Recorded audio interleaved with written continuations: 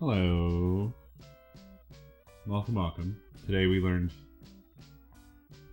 that I don't know how to use chat properly.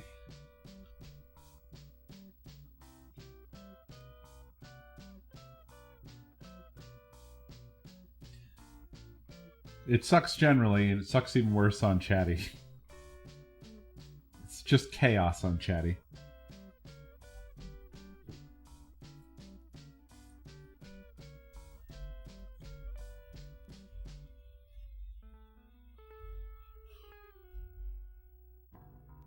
Sometimes I do. But rare enough that I botch up a reply.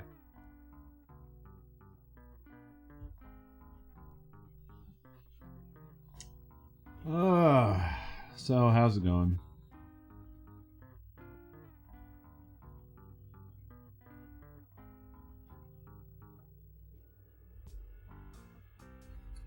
Yeah, going.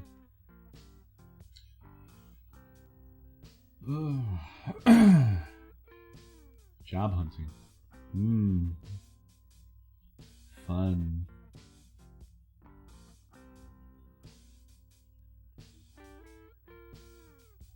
I was supposed to get the booster at the beginning of the weekend, but they canceled on us.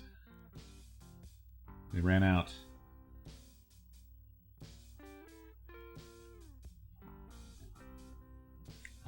That sucks, Fox.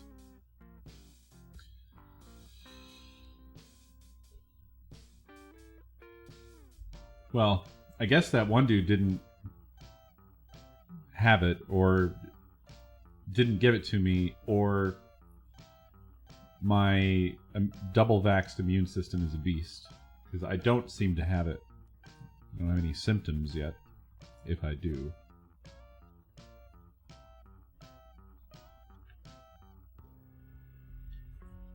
Is it in like 3 or 4 days?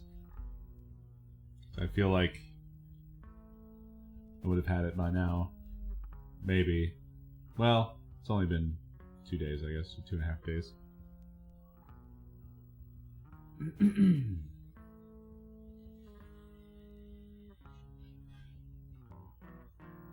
Yeah, some are asymptomatic. I guess we'll see. Unfortunately, I was a bit depressed today, was my vibe. I don't know what's with me lately. I have been spiraling a little, I feel.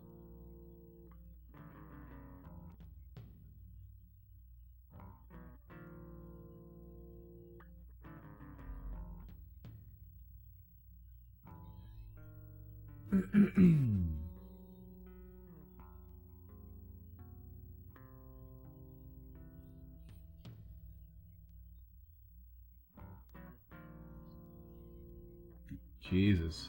I'm sorry, Decay.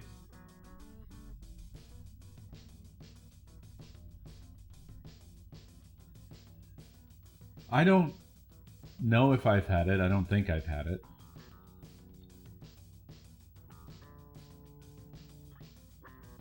I recall having a sore throat like early on in 2020. So arguably I had a symptom.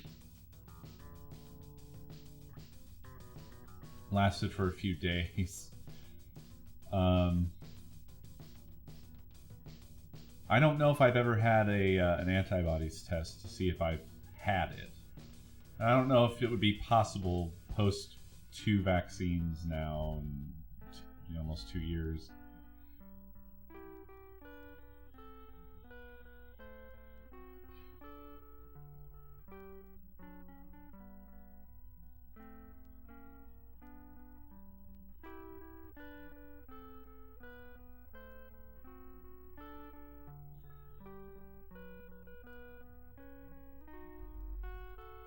He has a flat brain.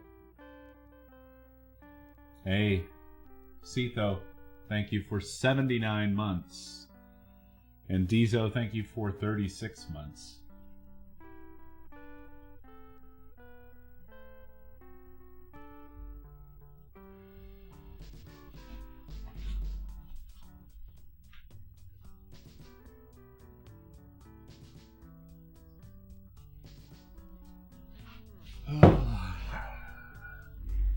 Yeah, I don't know what my problem is, honestly. He has a flat brain. Smeep, thank you for 32 months.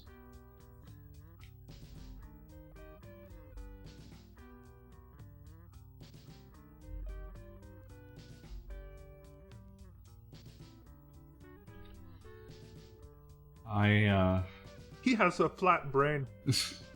Pancakes, thank you for 10 months.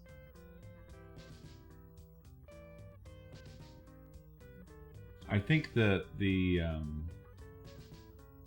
sort of, I don't even know what to call it, the sickness that I've had, that doesn't really seem to be a sickness, but it's who knows what it is, put me into a weird sort of downward spiral.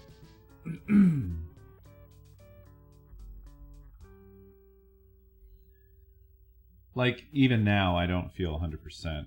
Sometimes I feel fine, where I have one of those little nice moments where I don't know if any of you have this, where you've been sick and for an extended period, and then you have a day where you just feel totally fine, and you're like, oh man, I'm gonna savor this feeling.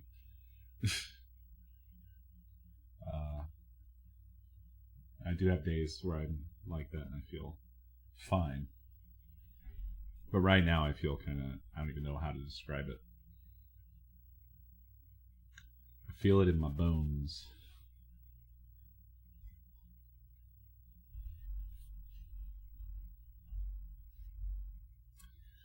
No. I'm taking omeprazole or something like that now, which is supposed to be a heavier, dutier, acid reducing type of thing. I take one of those every day. But beyond that, he said, yeah, everything that we would check, we checked, and you're fine. So either I go explore further with like a GI specialist and they stick things in me and look for worse things. Like the doctor's like, tests wise, it doesn't look like you have cancer or, you know, or anything. No parasite, no bacteria, nothing, no obvious cause.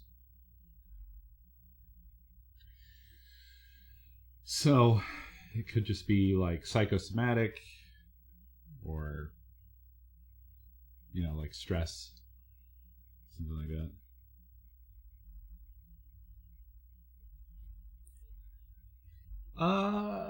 Well, I can't really tell you whether the omeprazole really has done anything for me or not yet.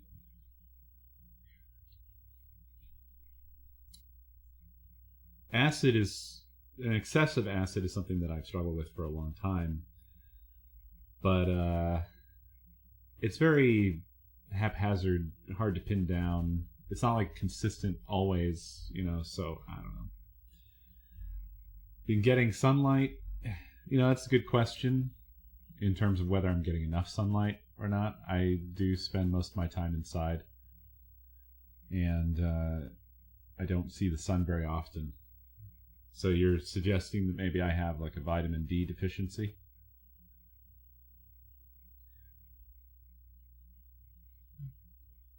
I feel like that would have, well, I don't know. I don't really understand blood tests in terms of what it is that they check for, because I have a habit of just wanting to be like, well, they didn't find anything in my blood test, but I don't know if they test for that.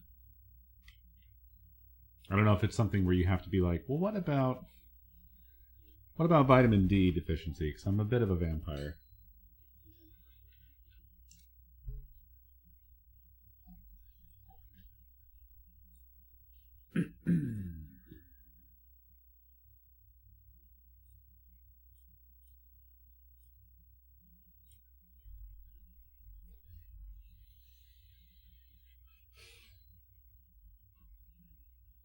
Nah, nothing nice. Nowhere nice to go, unfortunately. Nothing like that.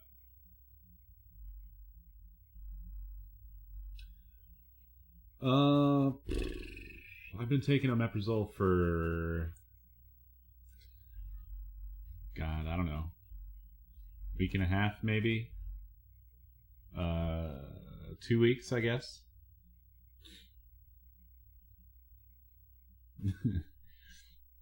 By the way, I don't know what the correct pronunciation is, but I almost want to think that it's omeprazole. It's not.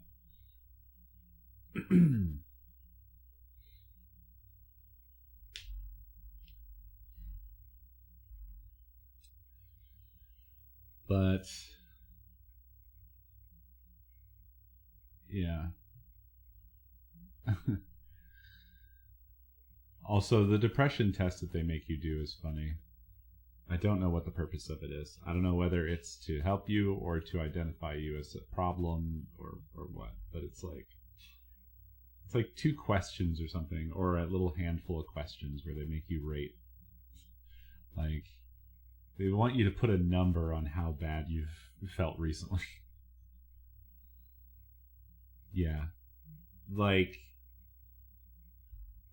I think it's actually a test to see whether you're having any suicidal ideation. I think it's fairly common. I think it's a roughly normal thing that they do.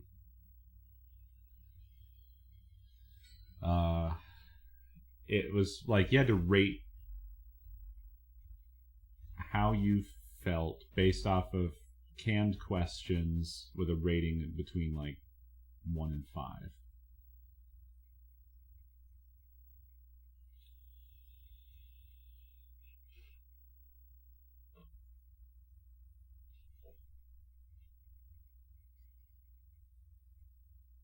Yeah, I don't know.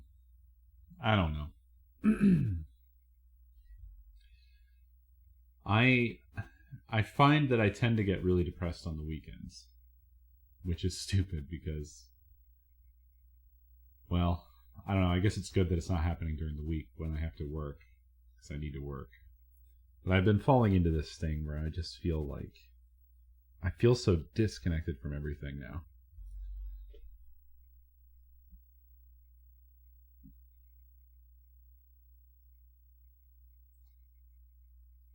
And it feels like work is the most important thing. But everything else, I don't want everything else to just go away. I loved everything else. You know, work I feel like I have to do because I have to. The fact of the matter is that if we're going to change our situation at all, I have to throw myself into this job. And I care very much about trying to change our situation.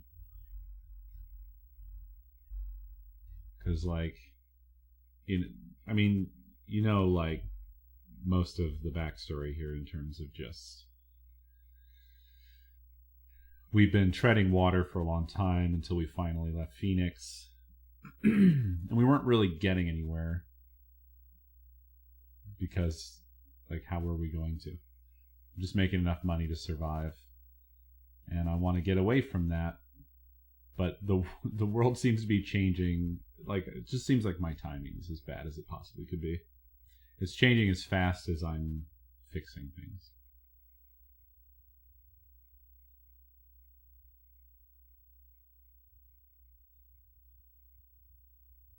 I've been trying to get us financially afloat. I celebrated a little too early when I had said a few months ago that I had got everything balanced, at least just leaving out taxes, just credit cards, debts, and things like that. Because then November and December came along and obliterated a lot of the work that I had done. So now I'm back on that road again. I think I'll feel better a little bit at least once some of that is squared away.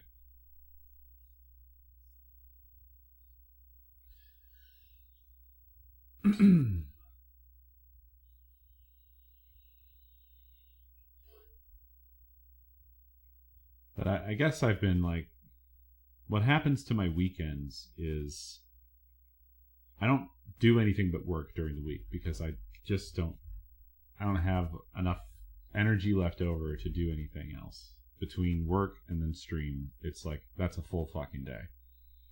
You know, that wipes my whole day out.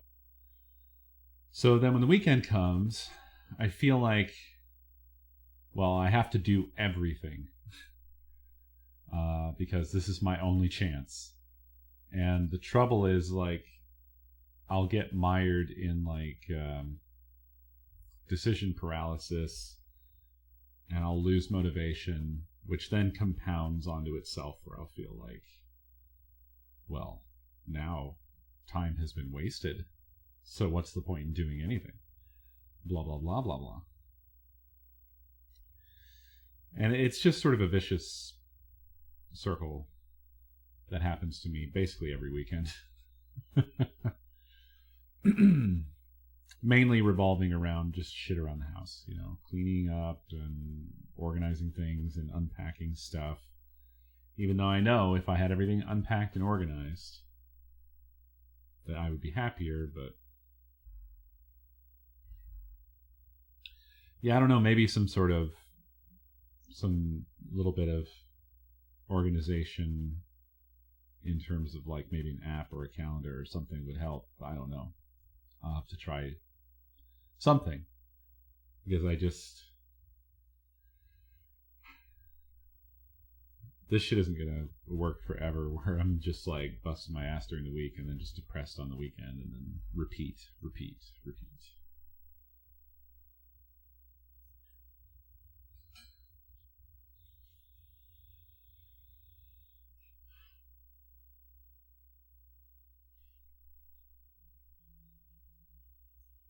There's just been a lot of change in my life recently that I think I'm having difficulty adjusting to.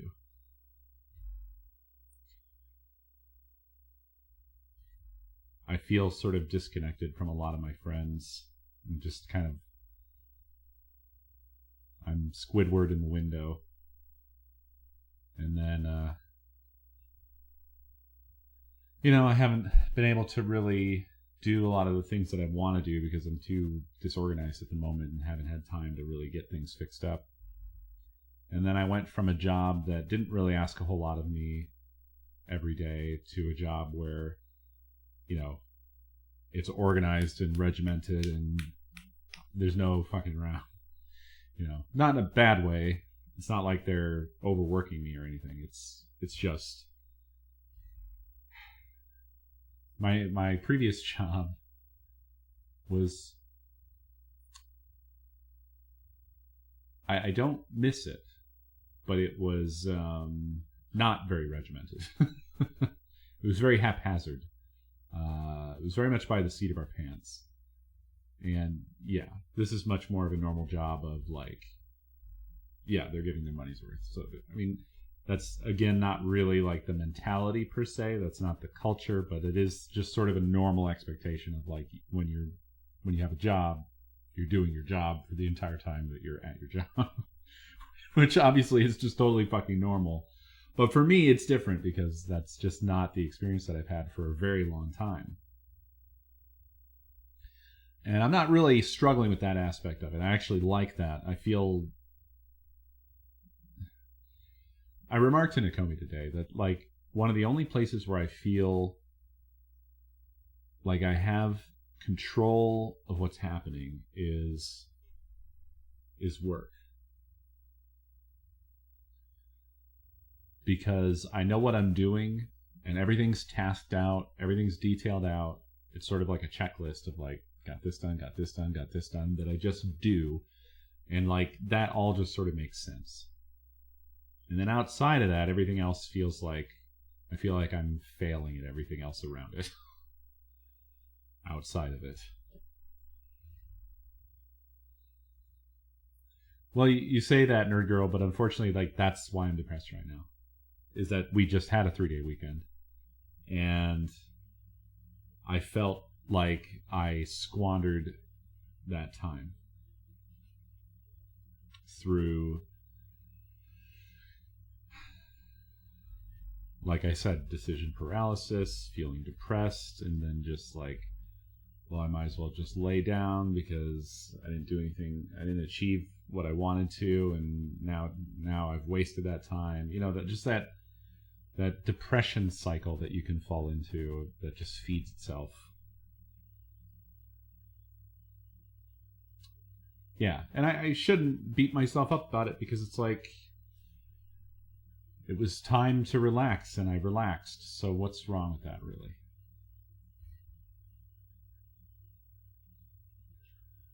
But I think I've also been in a little bit of a ongoing, like, there's a simmering existential crisis that's been going on in my mind for a long time now that kind of makes it all worse. It's always making it worse. It just sort of drags everything down an extra level where I'm just like death has just been on my mind. Just because of, I think I have had to spend a lot of time dealing with doctors lately, and then on top of that, we've been living in this weird world of the pandemic and death being just sort of a constant in our faces sort of thing. And it's kind of for the first time I started to feel like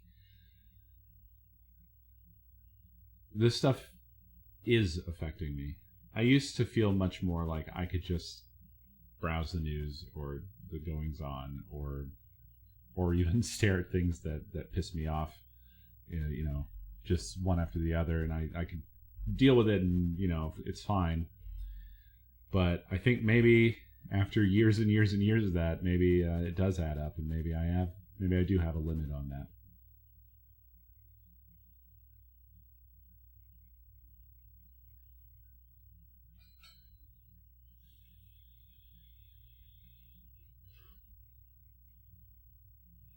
So I don't know. I'm sorry, I'm not trying to like bring everybody down, but I just had one of those days.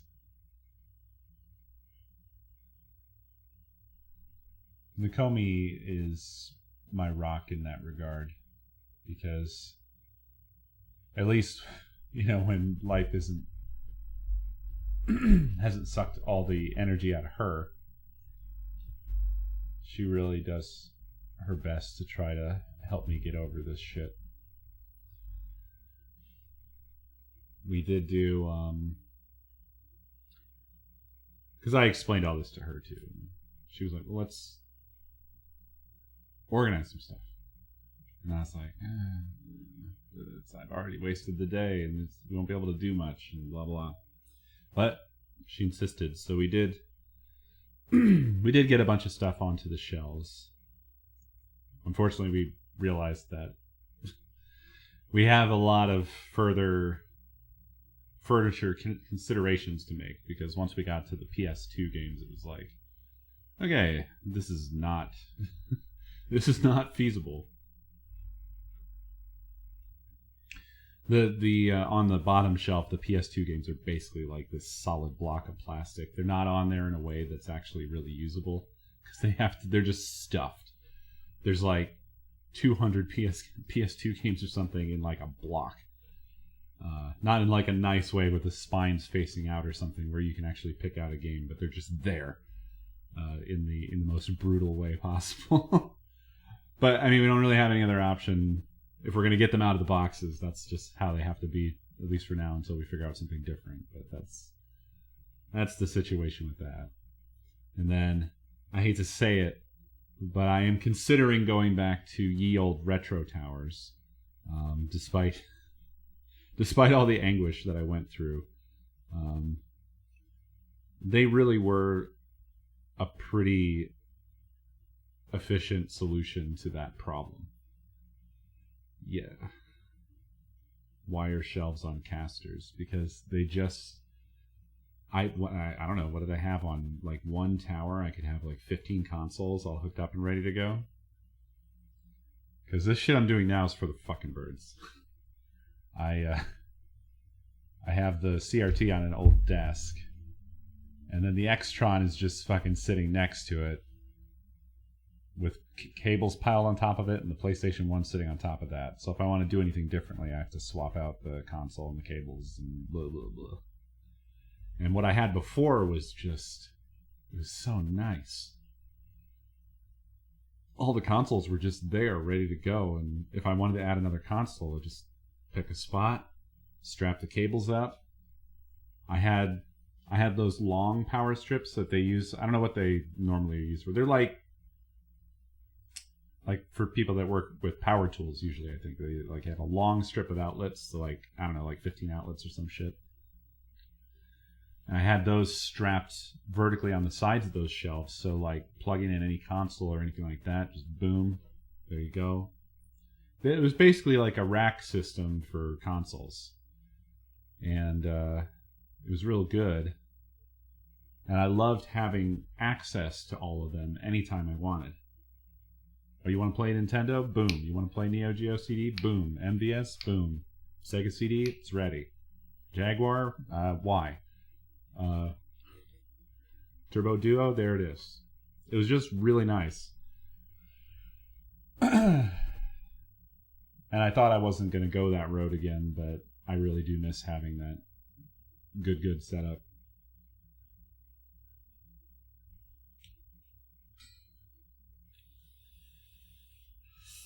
Yeah. The outlets were all spaced out.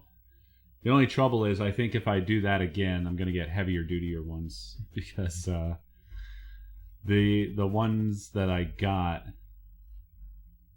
those power inverter plugs are fucking bricks, and the outlets were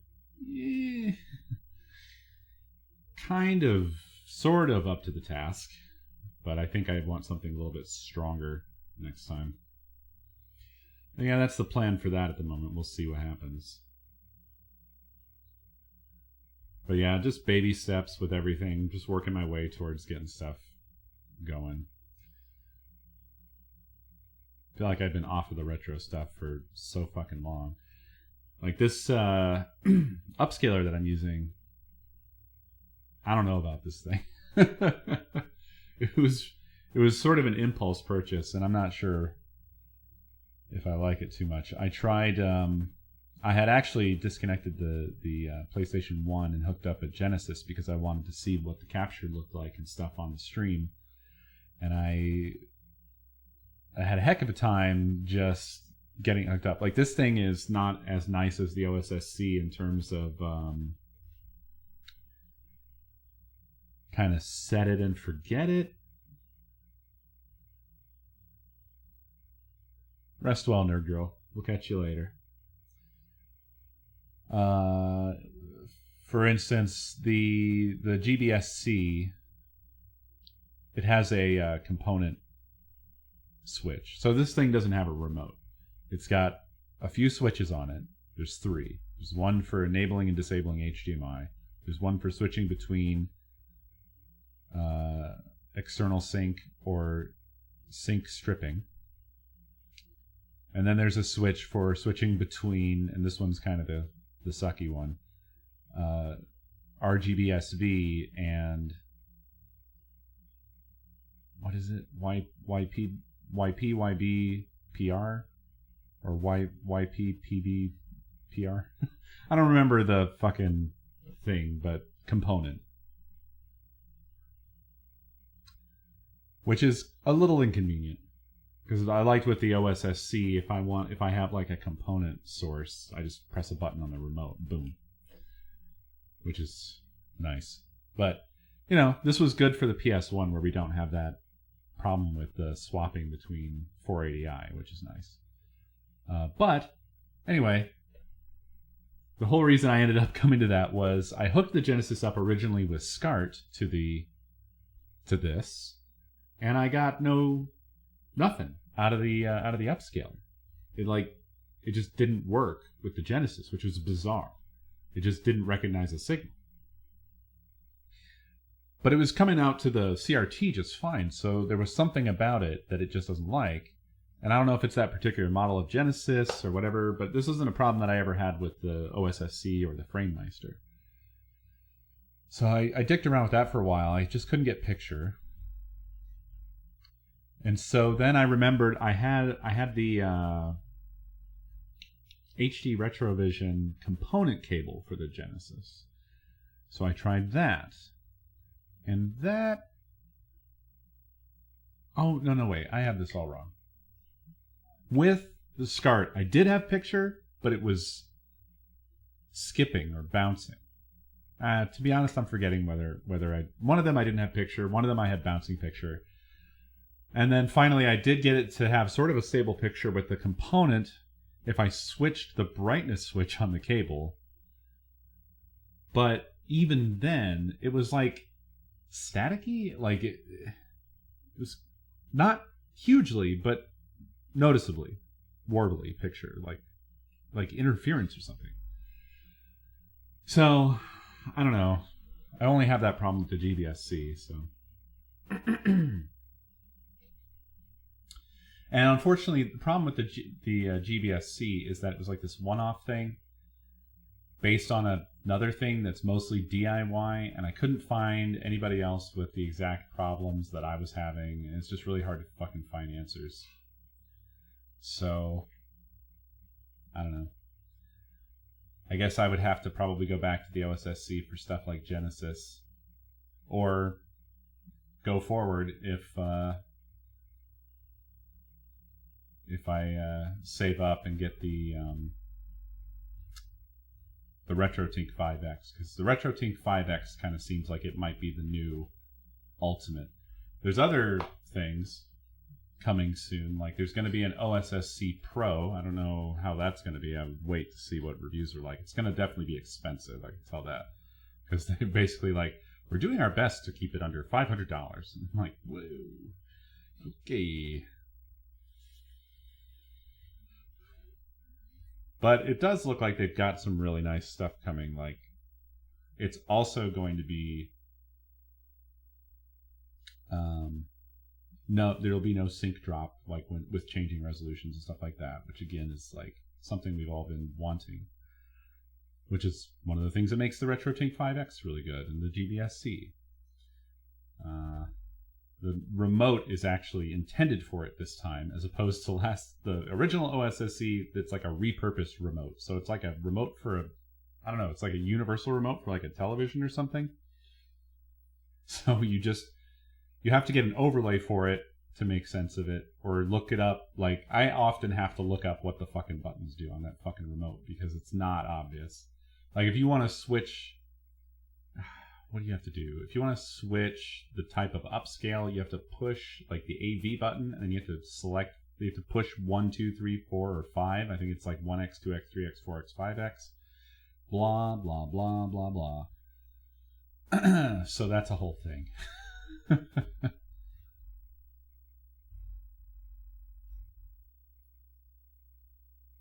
Anyway, sorry. I should probably play the game, huh?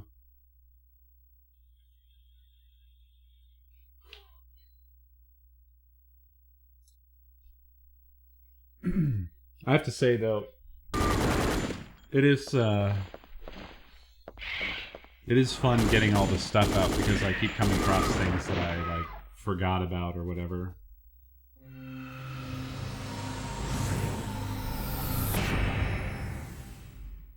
And I still love this stuff.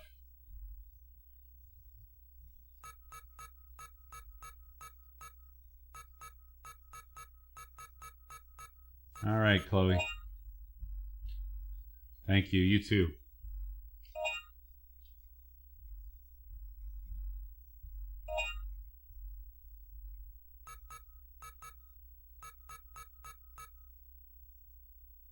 Wait, what?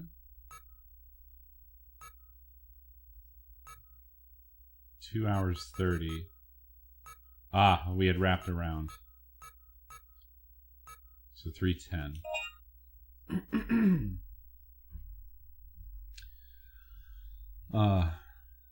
Like the Virtual Boy stuff.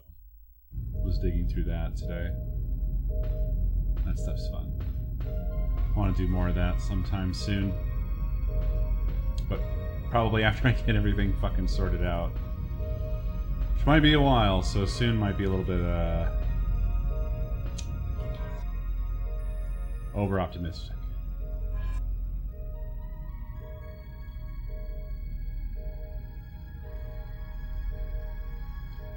Okay, so where we left things is we made the journey with the boat somewhere, right? We had the shoot fest.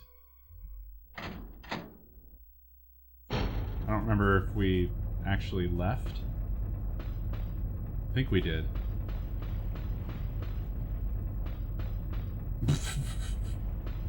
Hey, bud. Let's just try to start from the areas we can, okay?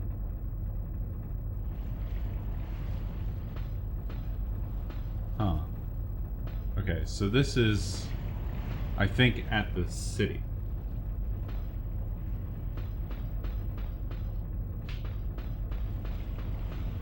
We had our shooting festival.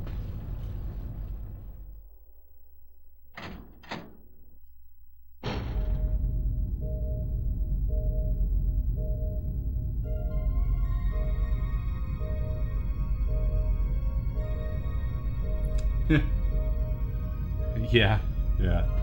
That sounds like Dr. Kirk.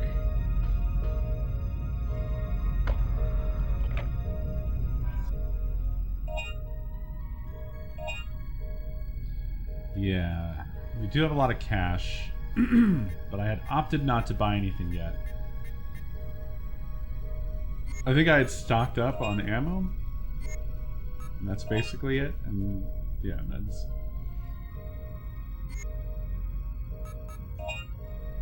Oh, and I bought that thing that extends combos as well.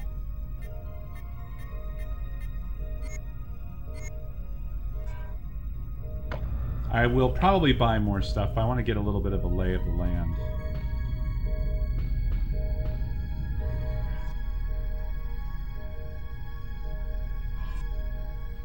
So there's also the third energy facility.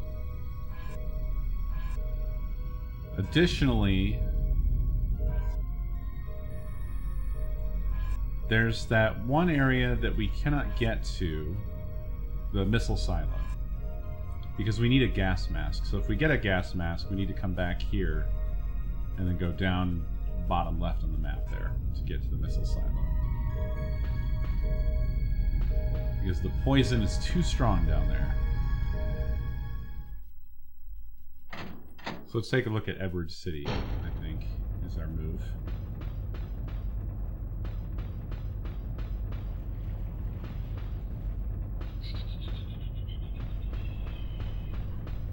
Oh. City front dock.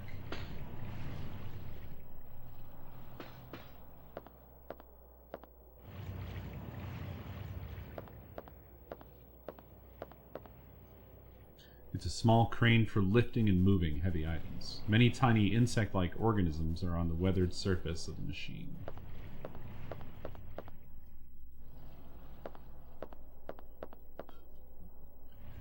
It must have been in repairs. The inside of the engine is exposed. It's a control panel for a small crane. The operation instruction are written on the panel above, but the power unit is burned and it's impossible to operate.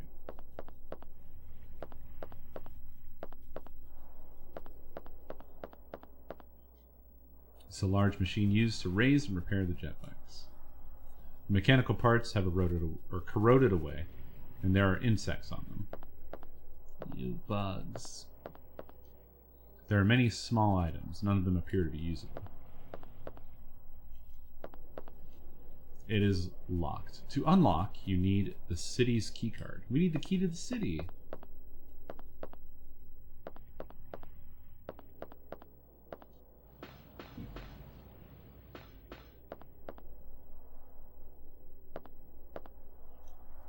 This elevator isn't powered at the moment. It won't operate. Okay, so, hey. That was Edward City, everybody. Thanks for watching. I guess we can't go here yet. Hello? Go. There you go.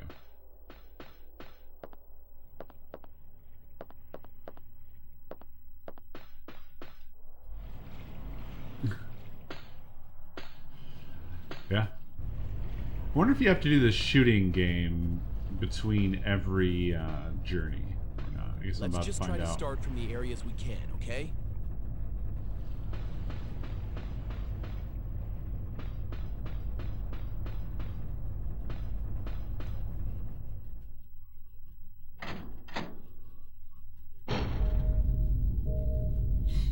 You know what I need to do sometime?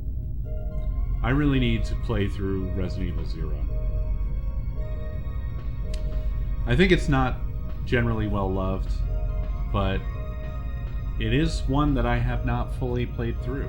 So essentially, new content awaits me.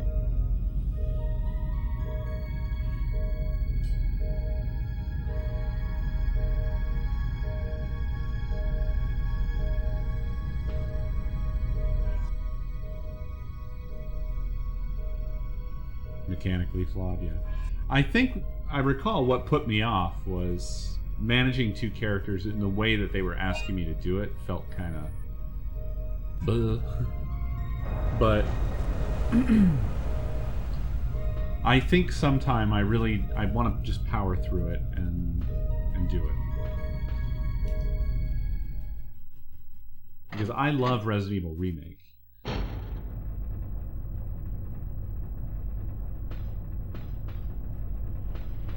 Amazing story? Shit. Yeah, I gotta play that shit. We'll have to get that on the agenda. And I don't think I want to hold it back for like a Scream a day or something. I think I'd like to just do it whenever. Whenever it feels good. Whoa! There are wooden and steel boxes forced inside. The wooden boxes have rotted and the steel boxes have rusted. They're useless. Ah, shit.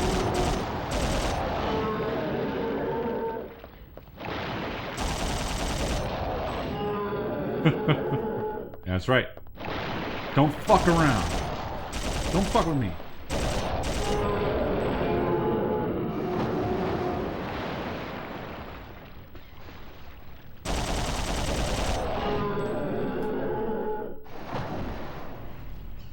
Glockless monsters. Woo! Pile of points.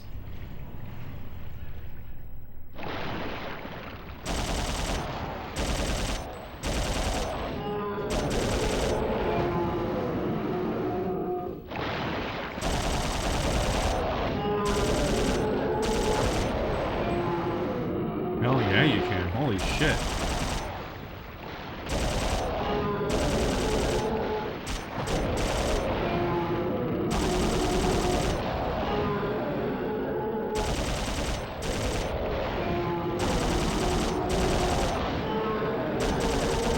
I feel like a fucking badass.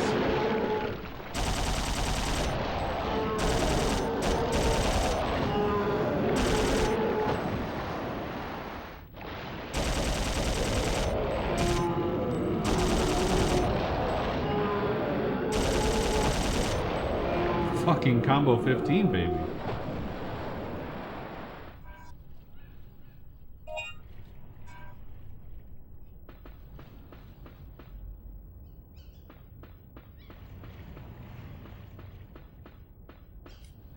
That was a lot of points.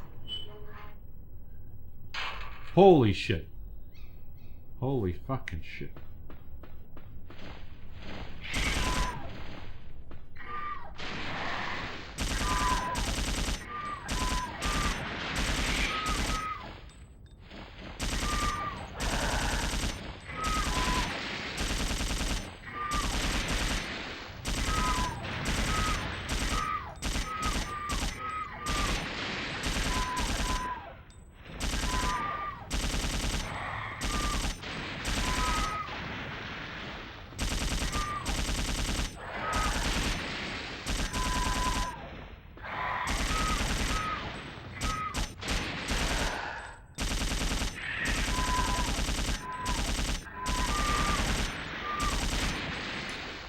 Jesus fucking Christ. I'm not fucking around here.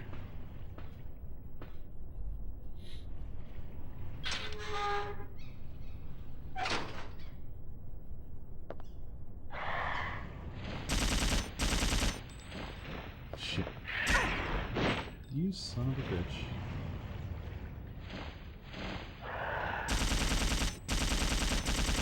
Hello?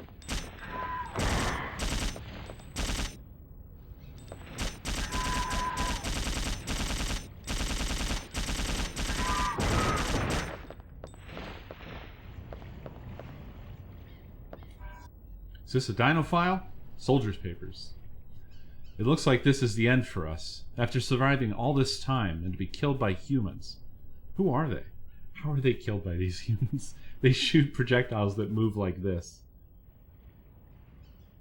They're like time lapses of projectiles.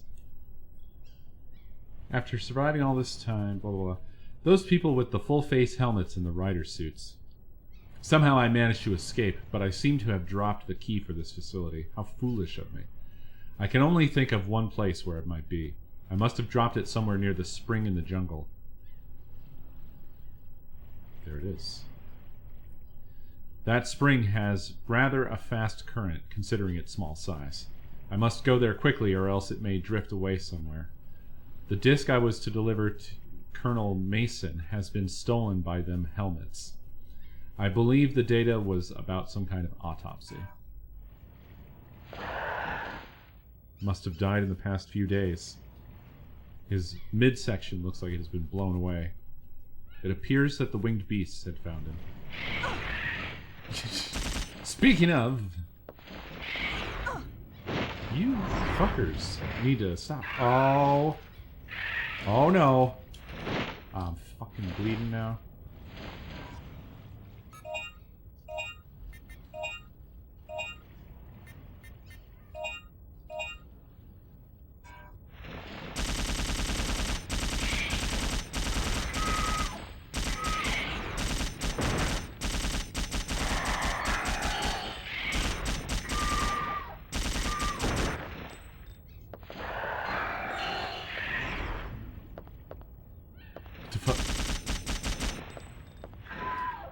It's electronically locked. So I need the key card.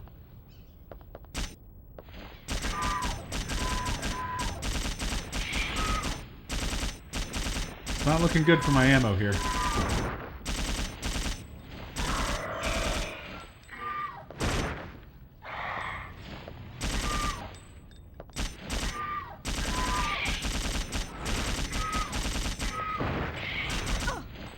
Son of a fucking bitch.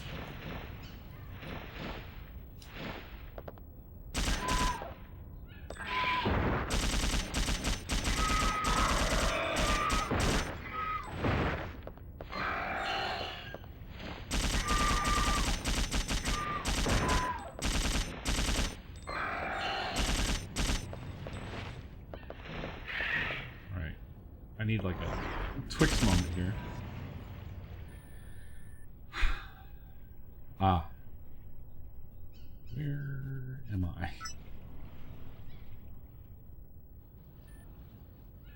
I'm down there. Ah. That looks pretty blocked off. What now? That didn't look like it was in line with where it shows that door. It's like a different map. This doesn't show that door. What the fuck? Oh, it's on an upper level. Can I get up to an upper level?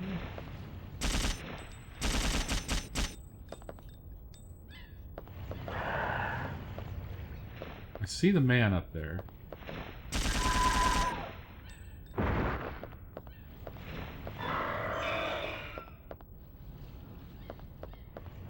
No. Doesn't look like there's a way for me to get up there.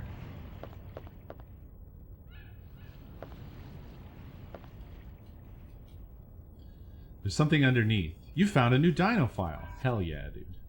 I love Dino files. Pterodon. Meaning, winged and toothless. Length 3 meters. Wingspan 6 meters. Observation records. They mostly feed on fish. These flying reptiles are typically found near lakesides.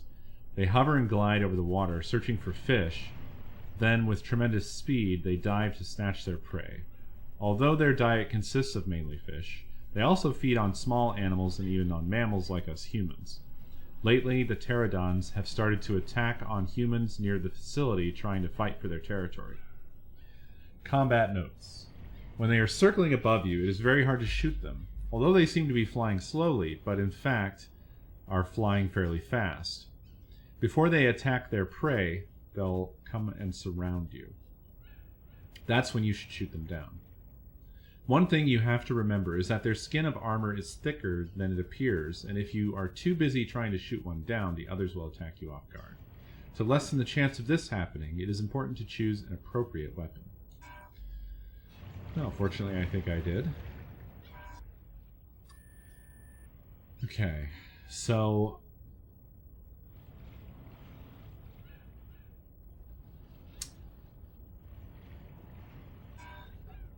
do I... what do I have? Research facility key card. I don't have the third energy facility key. Right? That's what I need here. Oh no. Wait. What kind of... this has a red light on it, but I don't think this is one of those. It's electronically locked. To unlock, you need the third energy facility key card. The end.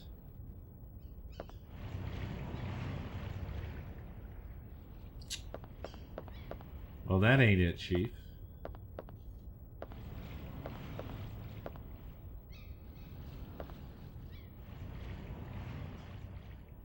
Yeah, I don't love fighting the pterodons. They're pretty annoying.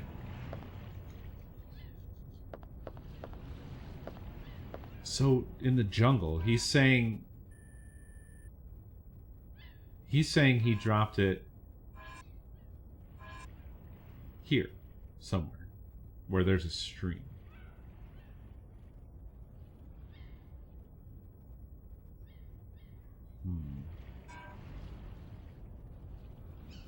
Guess there's nothing for it. I gotta go.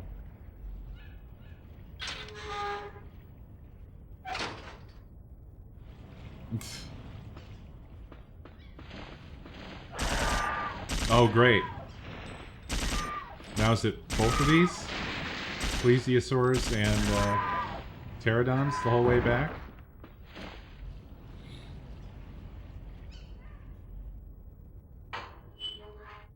I'm running out of ammo, so I'm just trying to get out of here. I'm not going for points anymore. I imagine there'll be... yep.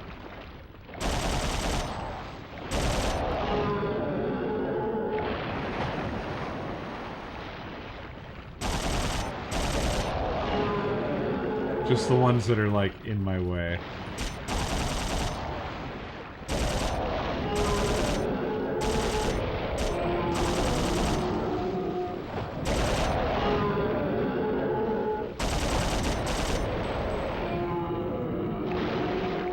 Nope.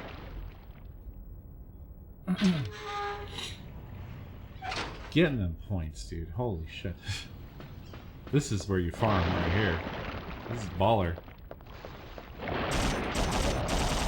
You thought you were gonna bite me? Nah, dude. No, no, no.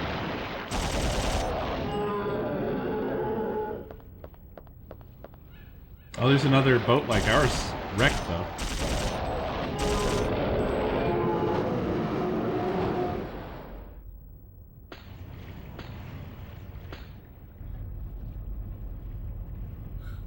I mean, I've well made my money back in terms of how much I have to spend to buy the ammo over again, so I feel fine.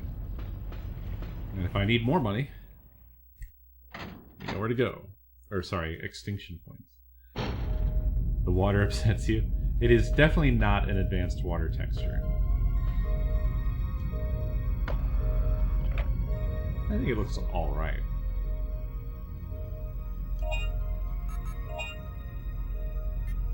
Let's charge these bad boys up. How much is it going to cost? Nothing. It's nothing. Look at that. It's a point per bullet, basically. Less than.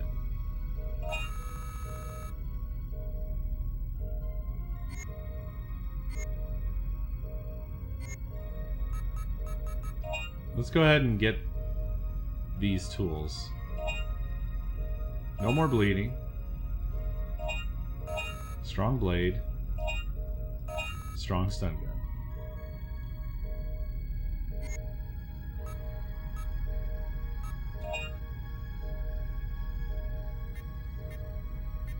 I could go crazy on some big shit.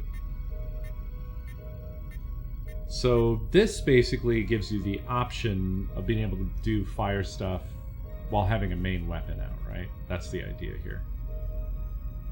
Missile pod, so much fun. This is single-handed? Holy shit. Maybe I should farm real quick and just buy everything I can afford to buy. You know?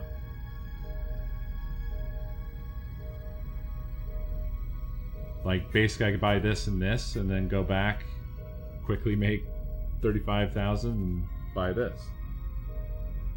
Buy the missile pod to farm. You think it's going to be better than the twin Uzis or whatever? Fires 3 homing rockets at once. The most powerful weapon overall. Holy shit. That's crazy.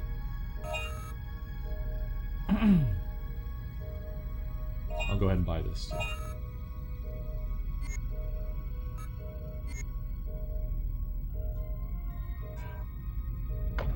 Oh shit, I should also make a new save. While I'm here, in case things go awry. Yeah, I would imagine some homing missiles would do a good job of taking care of the pterodons.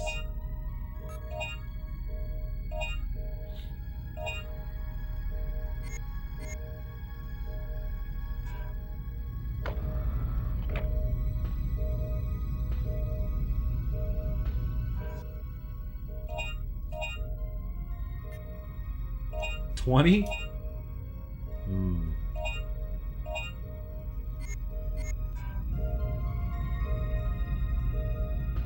Woo! Look at that sucker. Holy shit. What a beast. Ooh, takes her a second to shoulder it even. Looks fucking ridiculous. It looks like one of those things cops use to illegally get into somebody's house. Well, legally now, yeah. Patriot Act, right?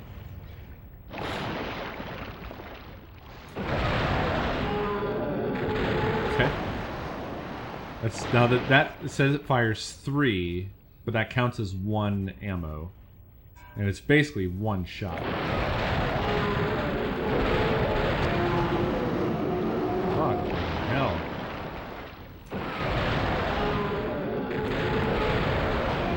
Can it shoot multiple targets with 1 shot? I didn't really give multiple targets a chance to appear. I lost my combo.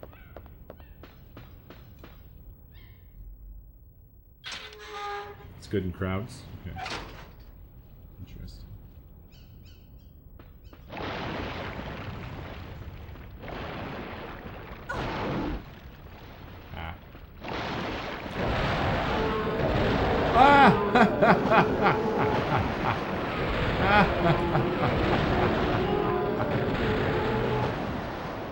You idiots, you fools, you simpletons. Where are you all? Come out! Ruin my combo again. Maybe they limit it so you can't farm. Which, if true, whoops. Oopsie. Uh-oh. Spent all my money. Oops. Uh-oh.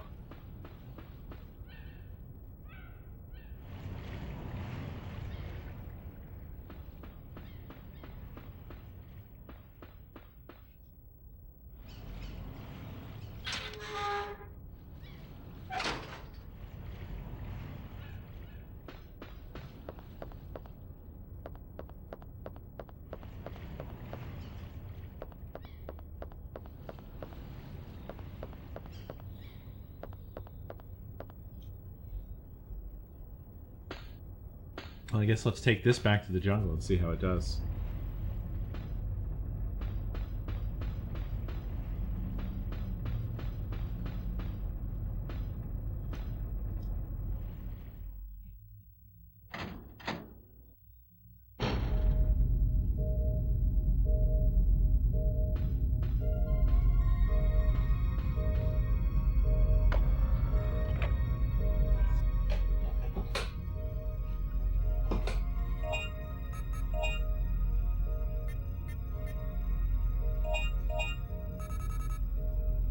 Ammo's a little more expensive. But that's okay.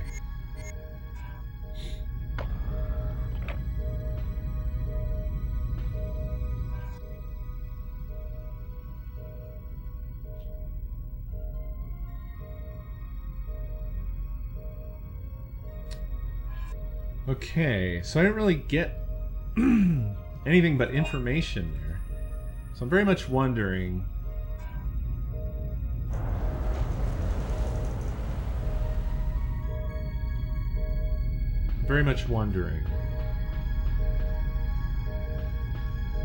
what our next step is here. I just basically know that I have to find the key.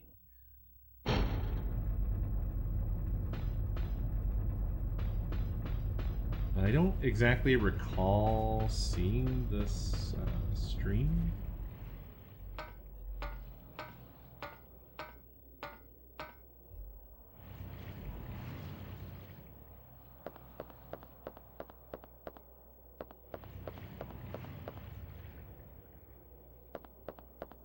I know there was some like water area here.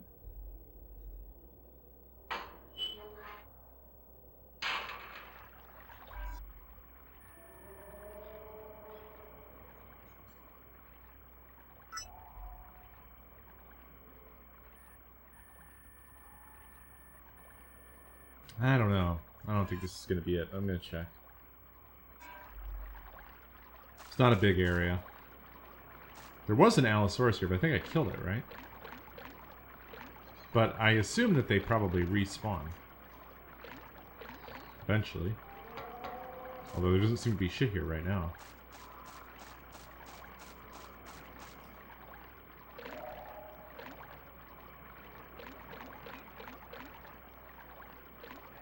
This looks like it. There is a spring coming out from between the rocks. Leaves and other things are flowing down with the water.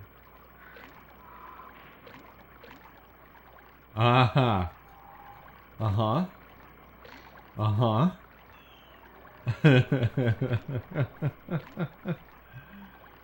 Yeah. Uh-huh. Ah. There is a keycard. It must have ended up here with the current. You got the third energy facility keycard. Neat.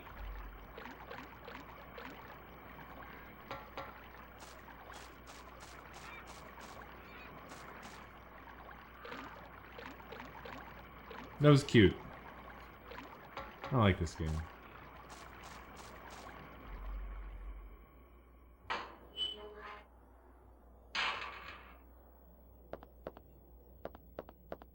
Allosaurus. No? Okay.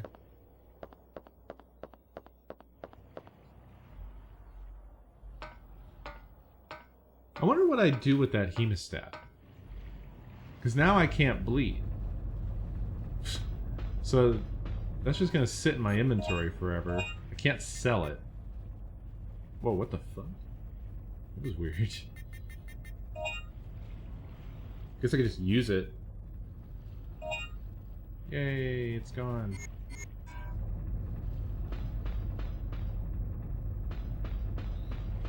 No more blood flow now. I wasn't even bleeding.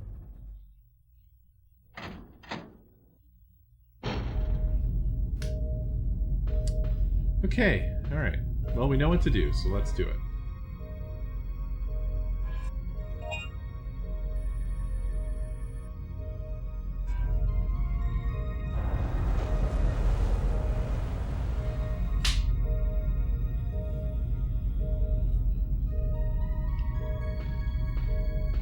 Yes, time to kill. I will do a quick little thingy.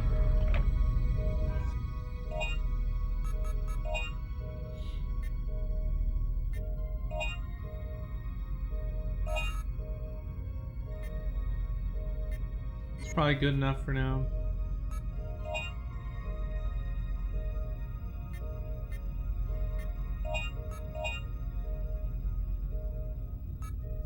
Wowza.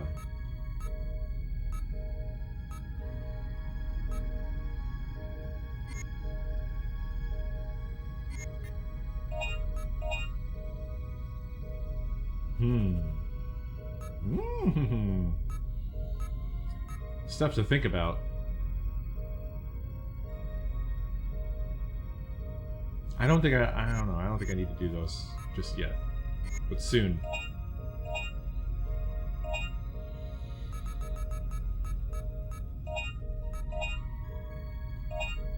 Oh, I found more of my PS1 memory cards, which is nice.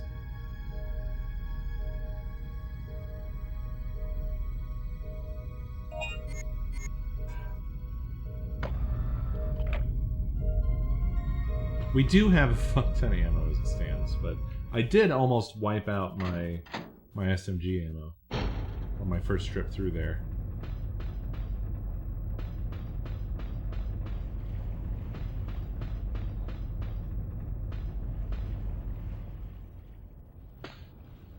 Now, should I save the rockets and use SMGs to get there?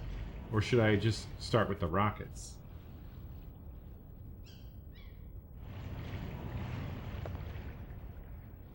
Because I don't know what's beyond the door. Could be a boss.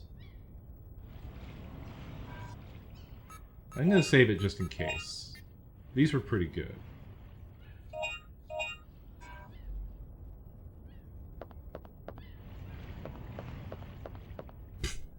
They're not even respawned. Nothing here.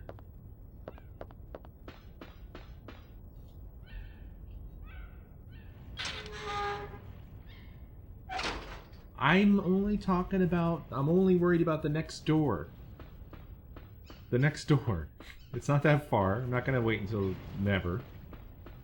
But look, it's not even a problem because I've cleared everything away. There's nothing left. I guess there should be some pterodons on the next screen. Yeah, I can't blame them. Why, who would want to come back after that?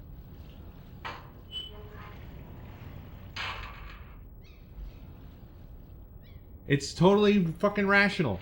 Don't act like you've never played a game and had a moment where you were like, ah, shit, I should have saved the such and such for the shipping stuff.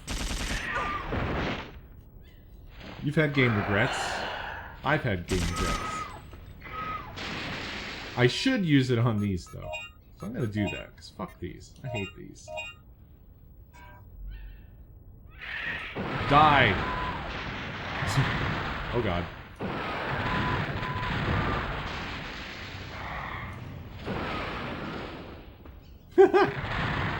Incredible.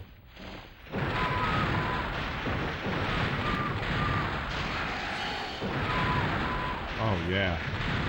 Oh yes. No, why aim? I do appreciate that it does pass through transitions. I got worried thinking that it wasn't going to do it. What? How did I not get this one? Get off me, prick. Yeah, kick him.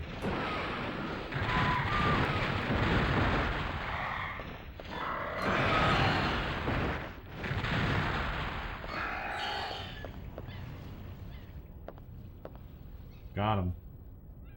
Half my ammo. That's okay.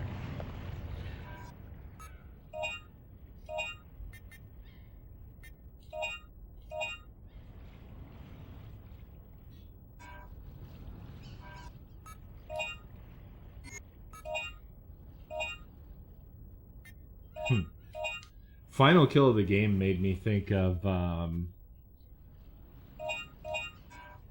the end of Resident Evil 3 remake, and boy, I love that end. That is what a baller fucking ending. With Jill, god damn.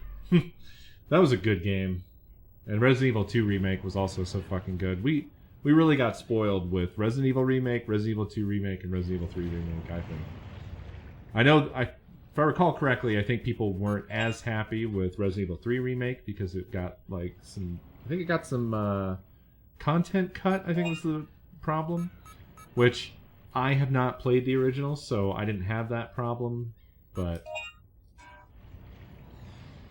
nevertheless, I had a hell of a good time with it.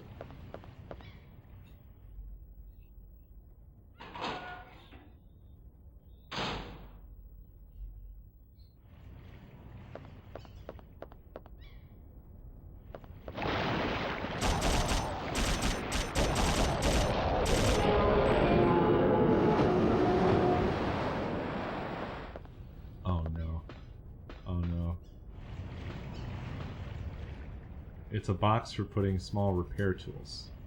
You need the key to open this box. Really? Huh. It looked like it had colored light, so I was like, here we go. Because I know at some point they're going to make me go all the fucking way back to Timbuktu to fucking get a particular colored key from across the whole goddamn world. And I just feel it. I just know it's coming. You know? It's the control for operating the fuel tank. The fuel meter is reading 0. There's no need to operate it.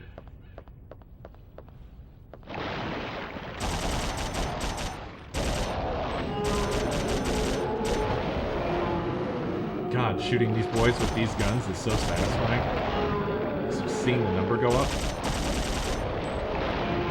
Not even seeing them. Just seeing her aim train on them.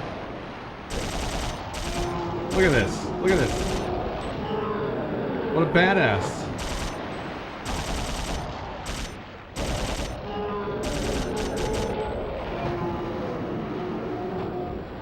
What a bad motherfucker. God damn. It's a large fuel tank. Probably used for fueling the boat at the dock.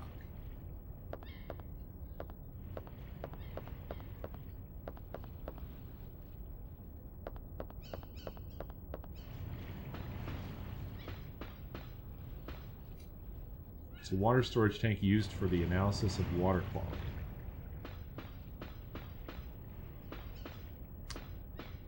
Yeah, I guess this water doesn't look real good. It suffers from the dithering of the PlayStation 1 really badly. It actually looks better down in the bottom right there. You can see it's actually...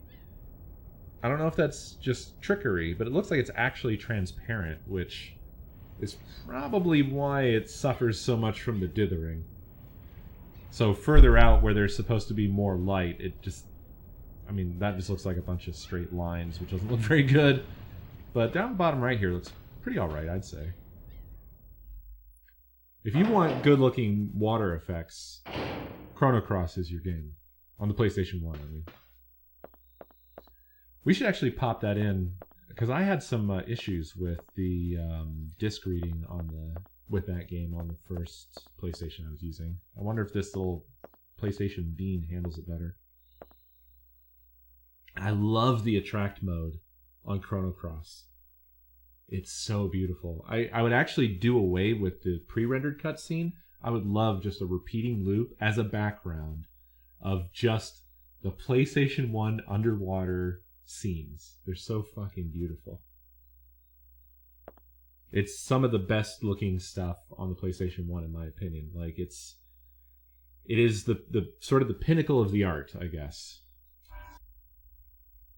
You got the key for the box. Okay, cool. So that's for the box on the boat. Well, this is actually a save room, but we're not getting the cool save music. Why? What does it mean? Look at that right there. Is that a game console? Do you see that? It kind of looks like a... Well, I think it's a made-up-y thing. It's probably not a game console. Why would it be a game console? Well, on the other hand, though, Metal Gear Solid Twin Snakes has a GameCube in it. And I think the original game has... Did it have a PlayStation? In the, it does sort of look like a Famicom. It does sort of... Yeah, it looks like a Nintendo PlayStation. You're right. Yeah. Yeah, it had a PS1 where you Okay. I don't know why my brain does this fucking wrong answers only thing. But I was trying to think of Otacon's name. And my brain's like, best guess, Omicron. Just something, it's just a new problem I have. Remember when Snake met Omicron? Mosasaurus, oh no. Uh-oh. Uh-oh. Meaning, River of Mosa lizard. Length, 6 meters. Height, 8 meters. Or 0.8 meters, sorry. 8 meters, it's a plank. It's a thick plank.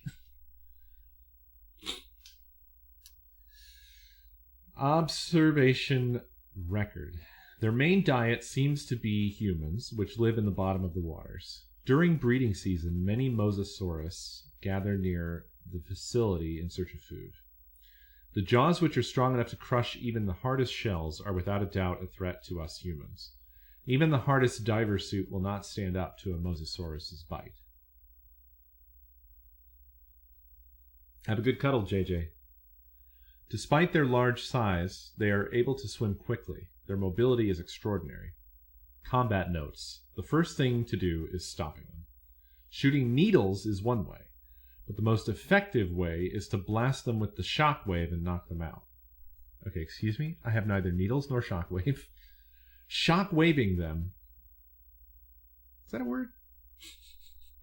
Did Capcom invent a word here? Can you verb shockwave?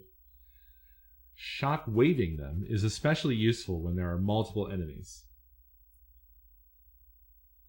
They like to hide in small places, so you should be cautious near walls where there are holes and openings.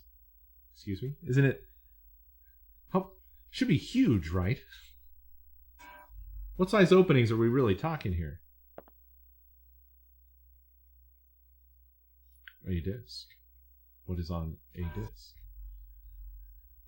Manager's Diary, Mechanics. June 2nd, 10:30 p.m. Tomorrow afternoon, 2 mechanics are coming to this facility from Edward City. It is time for the annual maintenance check of the 3rd energy reactor. This will be the 9th time. So, they've been here for 9 fucking years then. Over 9 years.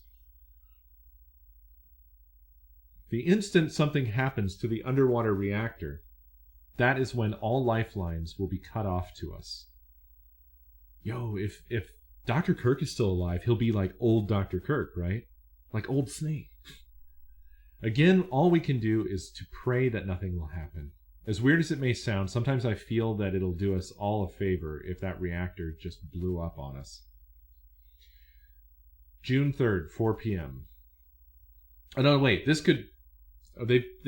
This is probably before the disaster, though. So they established this. Jesus, is this game like... It's 10 years later? After the first Dino Crisis? Unless the events of this overlap. But I imagine that Edward City and this 3rd energy study, this based off of what the game said in the opening, all of this started after the events. Oh, they said in the intro it had been 1 year. Okay. So, yeah. So there is a time loss thing in terms of either when we got here or... Because it's a year later. I assume that we are responding to events. Well, it's not necessarily... I mean, I guess it could just be our jump was off. It's not that hard. It's just more of a... It's questions as to things they haven't answered yet in terms of, like, did we fuck up? Like, did we come back to the wrong point? We don't know how much control they have over, like, their target time destination. It doesn't sound like they have any control. It sounds like they just drove into the area, like the portal that remained. So it seems weird that their jump would be off and it wouldn't take them to the same place unless it's a type of deal where they like there's like a quantum sort of like light speed travel, right? Where time relativity, Einstein, essentially. Actually, maybe it's supposed to be that. Maybe it's like a wormhole. The idea is that for all the time that they were gone, it could be a year in the current time, and then But the passage of time, where and wherever they are or whenever they are, is relatively faster. So that's why for where they have arrived is 10 years later. But that would also mean if they get back, unless they can control exactly when they get back, then an Einstein-Rosen bridge. That just made me think of Event Horizon. But yeah, when they get back, then they might end up having like aged 10 years themselves, or relatively however long they spend in there. It'll be more time for them while they're in there than when they get back.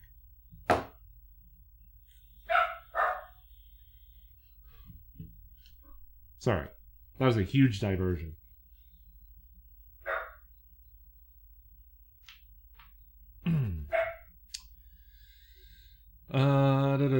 June 3rd, 4 p.m. The mechanics who went to the underwater third energy reactor still have not returned. They probably became their lunch. This is a problem. One of the mechanics, Bob, has the key to the entrance of every city. Of course he does. And there's only one, of course. To go from this facility to the city, it is critical that we get back that key. They can't make another. I guess there's no real choice but to get in the diving suit and go down myself. I just hope I don't become their dinner. Are you kidding me, dude?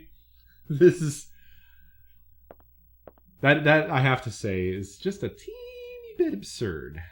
It's a little bit on the absurd side.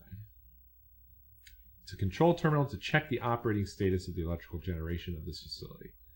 It appears as though they only have one generator to support the whole facility. Blah, blah, blah. This is the same. Is this where I came in? Yes. No. Yes. Maybe? No. Yes? Not sure. No, because I don't have the key card. Maybe I get that out of the toolbox. Wait, where's this? Wait, what? Ah, yeah. I remember now. Yeah, these people deserve their fate. Right? How do you not have redundant systems? What are you thinking? Feed me points. Feed me!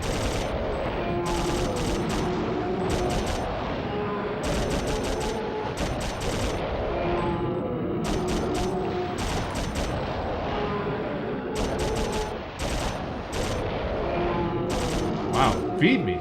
God damn.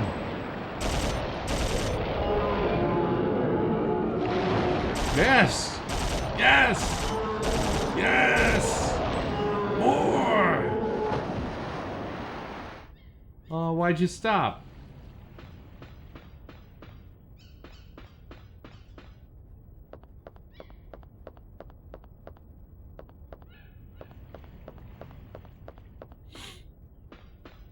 Okay. Oh, maybe that key... No, this is specifically the key for the box. Excuse me, Am I not standing in the right place? I often do that. I think I wasn't standing right up with my nose pressed against it. It has to be this. Thank you.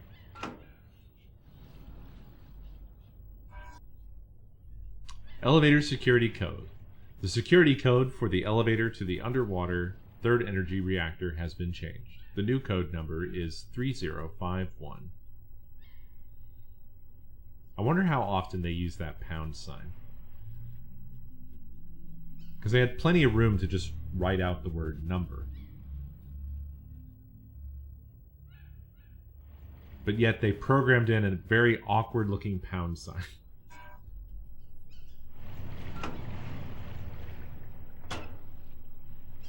Okay, so I don't know where the elevator is. We haven't tried to use an elevator that had a code on it yet.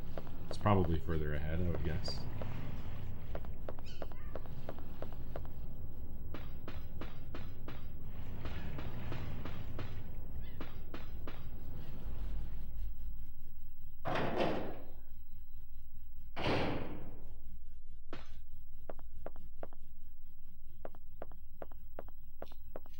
I mean, if there's only a turn there, you should just have her go up all the stairs without making me press it again. You know? Come on. Come on, guys. Oh, was there anything here? Displayed on the screen of the terminal is the total amount of energy generated from this facility. They probably were planning to distribute the power using the computer.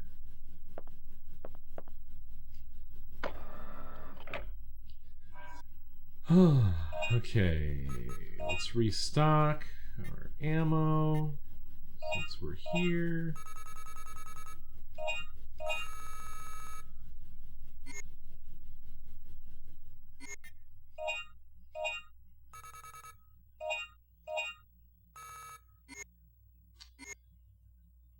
And we can also get us. Oh no, I didn't need to get that. You know what? Fuck it. Let's go ahead and buy this. Beautiful. Let's buy. Let's make this thing OP right now. Fuck it. Right? Now, these replace each other, right? It's not plus 10, plus 20, plus 50. It's, if I just jump straight to plus 50, that's the max you can have. So total of 70 altogether, right? Or can you have a total of 100? It does add up to 100 altogether. Wait, could I buy another? Squeeze me? What the fuck? I totally would have thought these were one-time deals. What the fuck? What the... That seems almost like game-breaking. What in the fuck? That's incredible.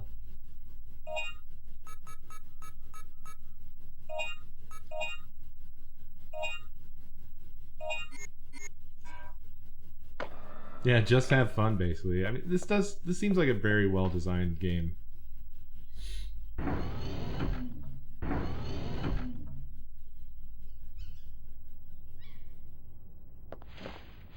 Ah, and it's now time to put them to use. Let's go.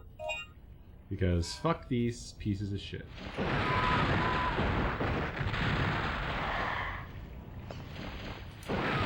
Whoops.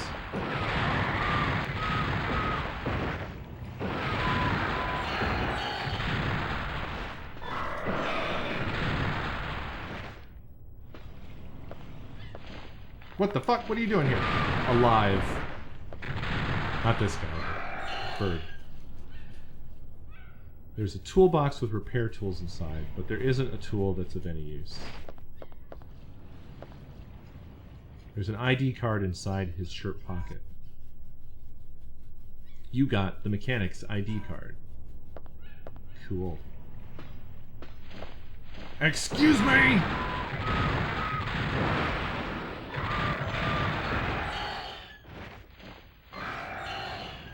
Any other takers?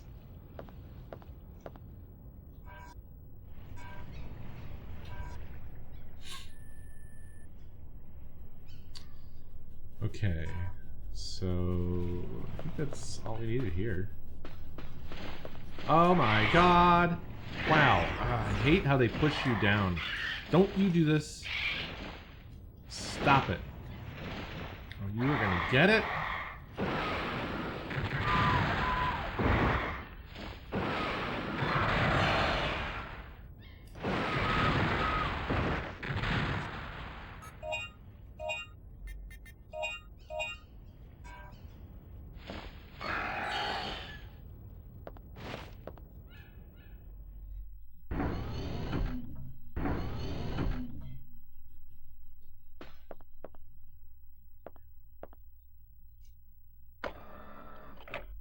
Restock.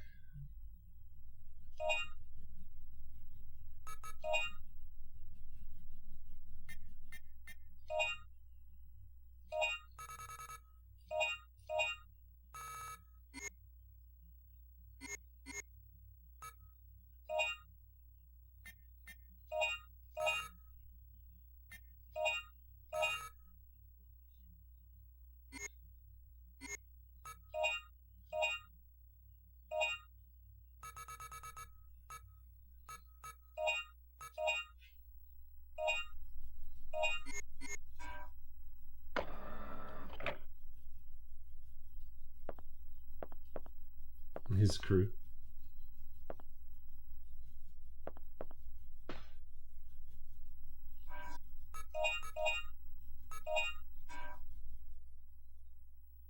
Enter the 4-digit security code.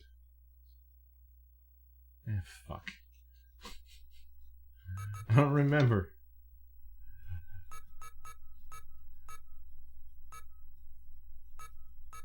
Oh, fuck, I remember. Wow. Didn't the first game have a good system for entering codes? This is a terrible system for entering codes. What the fuck? It had like a button pressing like grid, right? Or something? Like,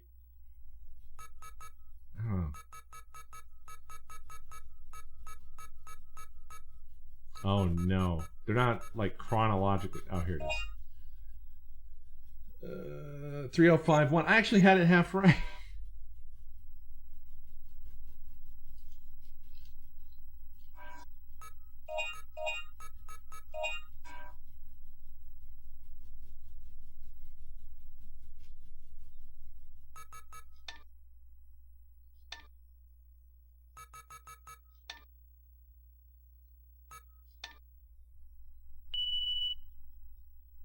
Security code confirmed. You can operate the elevator.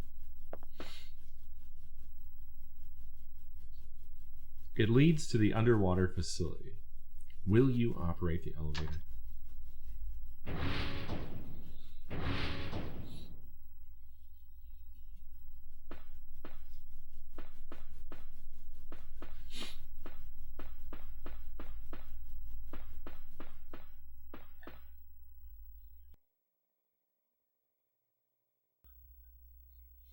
Oh, sorry, I had to sneeze.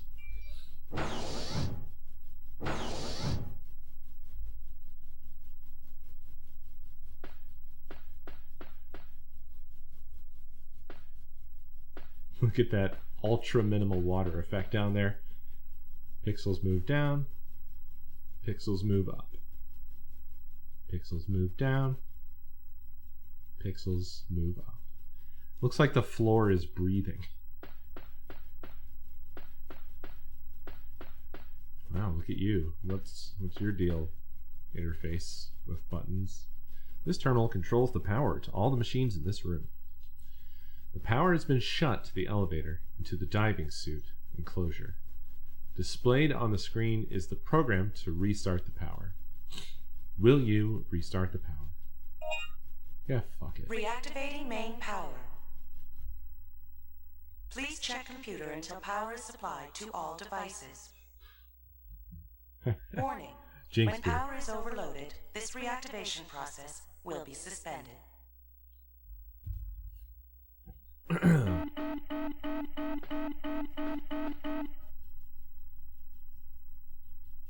The power has been overloaded, suspending the reactivation process. Okay. You have failed to restart the main power. Will you try again? No. I can't interact with those, so it's something away from here that I need to go do, probably.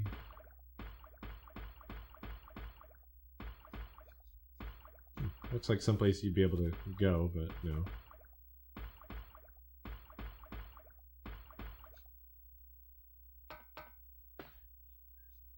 There is a diving suit inside. You need to resume power to take out the suit. Mechanic's note. To Bob, I heard that you were placed in charge of this area. As a present for your new position, Here is a memo which may come in handy. It's about restarting the power. When you try to initialize the power restarting program, it often stops, right? Well, it's due to the malfunctioning of the 3 control terminals. Here are some tips to operate it. When you initialize the program, it quickly overloads and the lamp turns red, right? Well, when that happens, all you need to do is just give it some electric shock with some kind of tool. It should wake the sucker up. Anyway, good luck. See ya, Mike. Wow. This is some real mechanic shit here. Okay. I need to switch to a one-handed weapon. We haven't played with this at all. Ooh, and I got my super-powered special slicey wipey blade. What's your deal? What's up with you? This is the control panel which operates the oversized elevator. You need to resume power to operate it.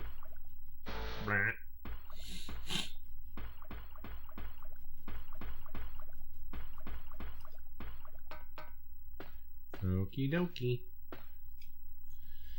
This terminal, blah blah blah. Yeah. Blah blah blah. Yeah. Reactivating main power. Please check computer until power is supplied to all devices. Warning. When power is overloaded, this reactivation process will be suspended. So they're stopping because they're overloaded. So the solution is give it even more power.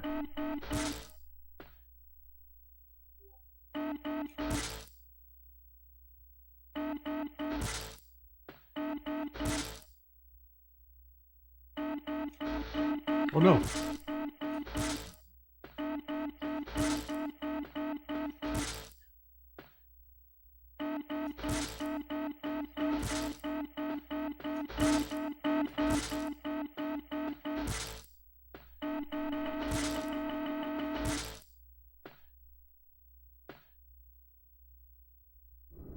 In one.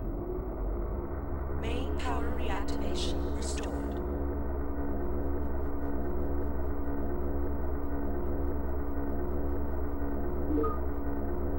Nice.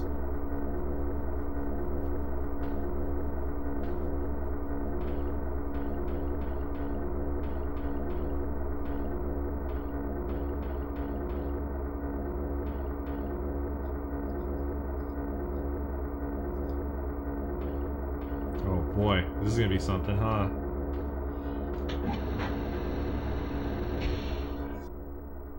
You got the diving suit.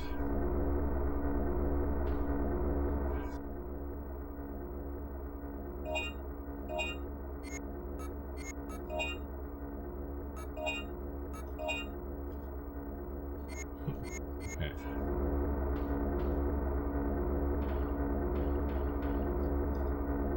Regina wore the diving suit to go down to the underwater facility. Who said that? The DM? Oh, look at this. Oh, cool.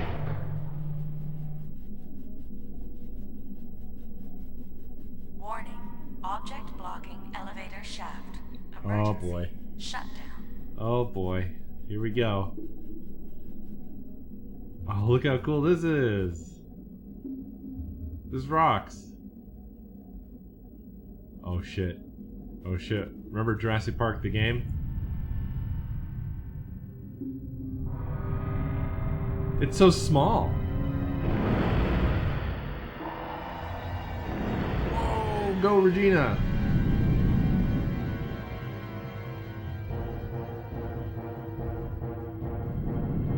Did you bring guns?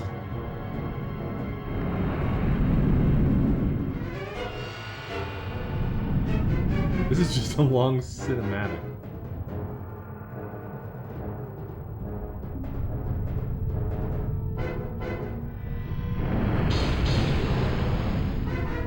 What is this? What I got?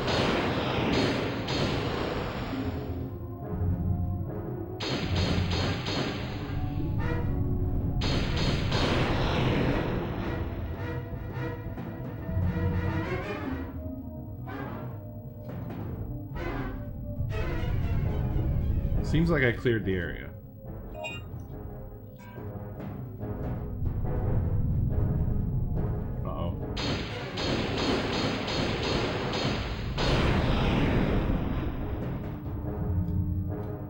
panel which displays the power supply to the elevator. Currently, the power is being supplied normally.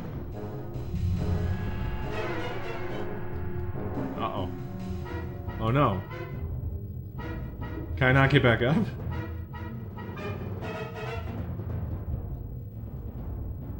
Oh, okay.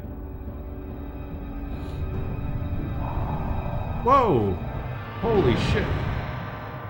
I can dodge. Oh my god. Oh no! They do like the alligator spin stuff.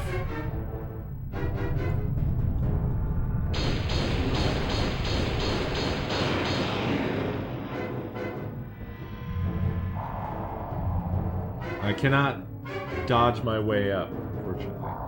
Oh no, this is just a jump. There is no dodge. Hiya! Hiya! I can't get back up.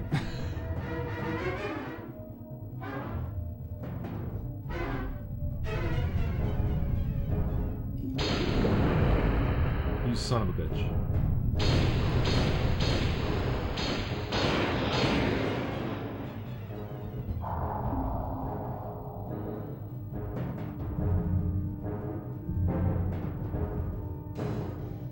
This is fucking cool. I cannot double jump, I don't think. I think I tried.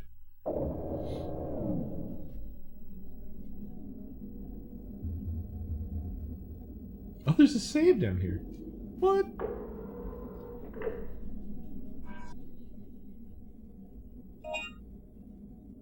A new item has been added.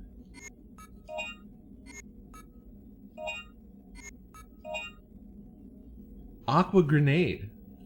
Single-handed main weapon. Unfortunately, I can't afford it.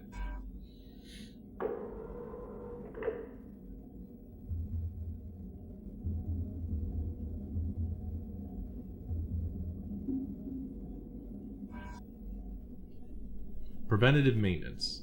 As always, we'll conduct the preventative maintenance by assigning labor tasks. Bob will be in charge of the third energy reactor itself. Alec will be in charge of checking the water circulation system. As in previous years, for the safety of the mechanics, during maintenance work, make sure to close the shutters for the cooling aqueducts. Alec will unplug the plug, which allows control of the shutter, and keep it until Bob is done checking the reactor.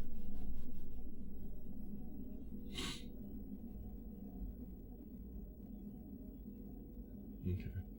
The other day, there was an explosion in the water circulation chamber. This explosion caused a crack in one of the concrete columns. One more explosion would probably have destroyed it. Remember to repair that as well. Well, damn. Well, damn. It's a controlled terminal for operating the aqueduct shutters, which lead to the third energy generator. Will you operate it?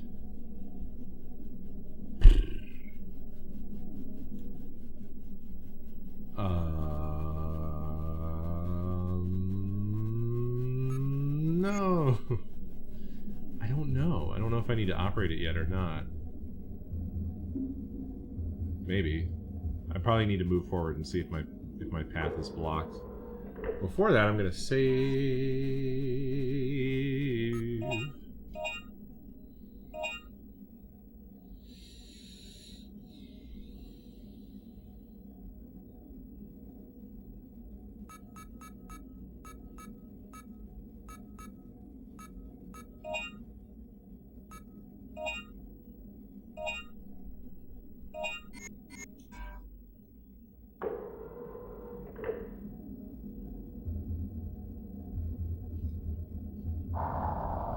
Yeah, I kind of feel like that's a bit of a one-time offer type of deal, right? Just for this section. I feel a little sad that I can't afford to buy it. There is a sign which prohibits entry. Temporary, the area is closed due to the maintenance check of the third energy reactor. This is how they left it when they died. That's upsetting.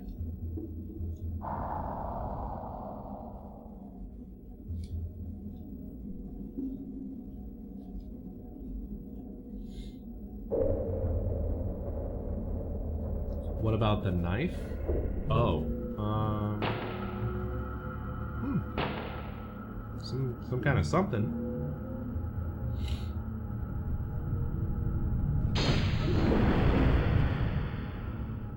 shit.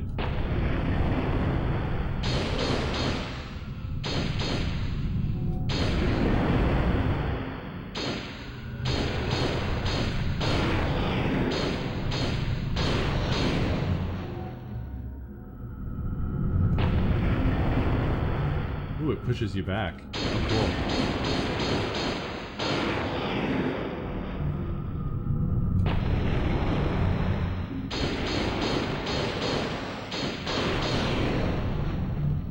Well, maybe I will be able to afford it.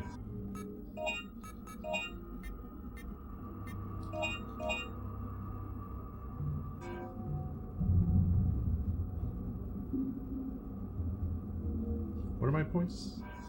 I just got 3120. Oh, I need another 10. 12,500-ish.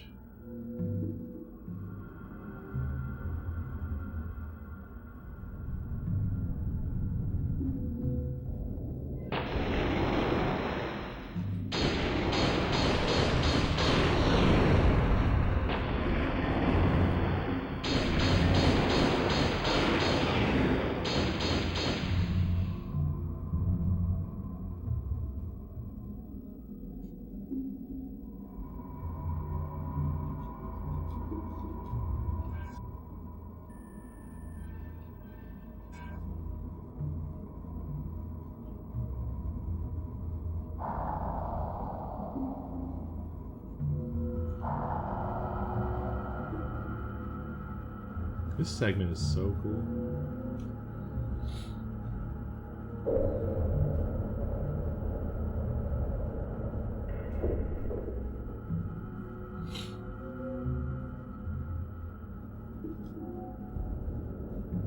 What? I was so far from the door. I just want to investigate the damaged panel.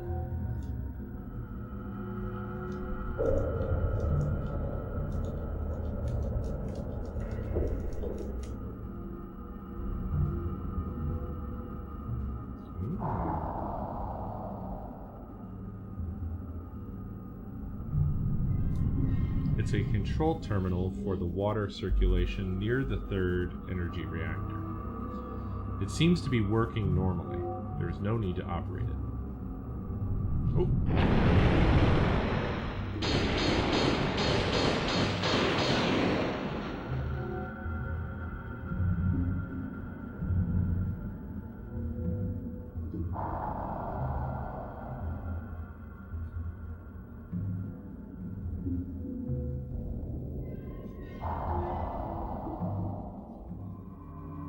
Damn, that's so far.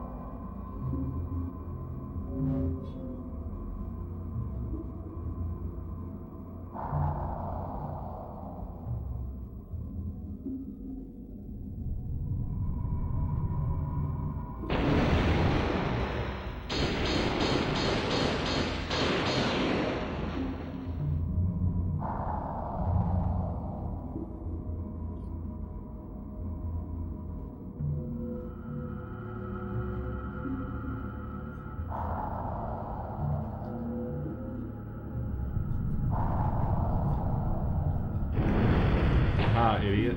Oh shit.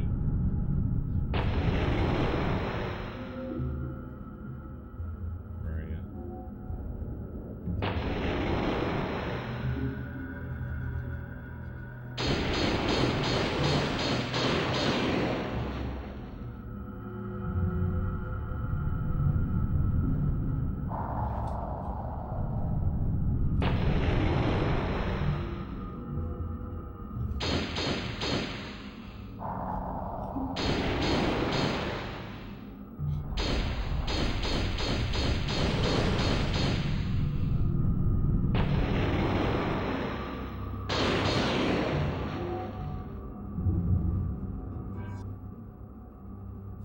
Just, a very specific number of points left to get.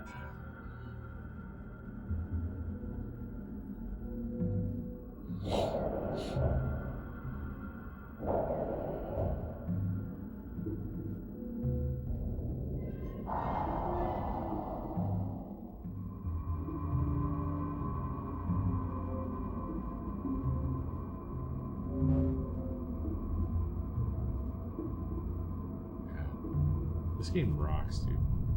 Oh, look at that.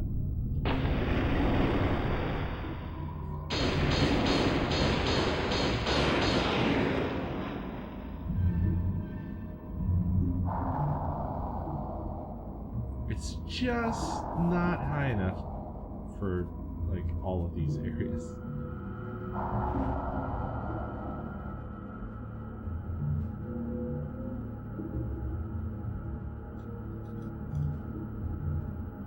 God, imagine a whole horror game on the PS1 that was sort of like this.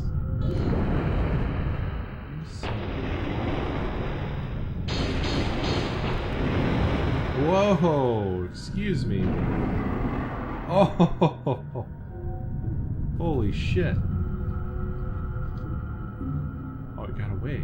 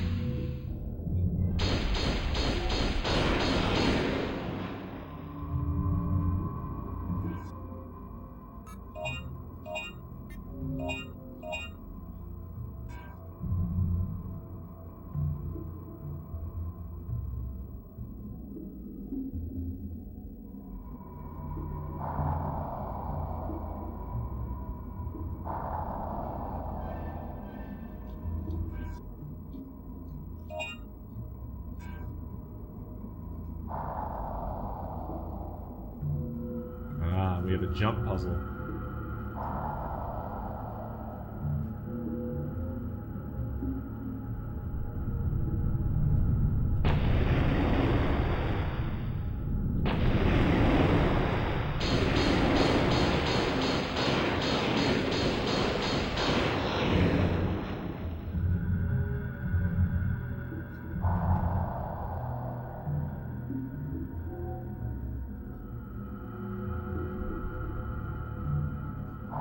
Whoops.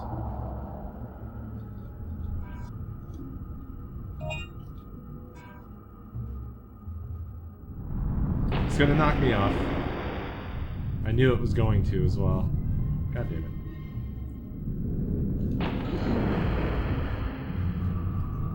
I actually pushed myself backwards into him. Can't turn around fast enough. Oh, I did it.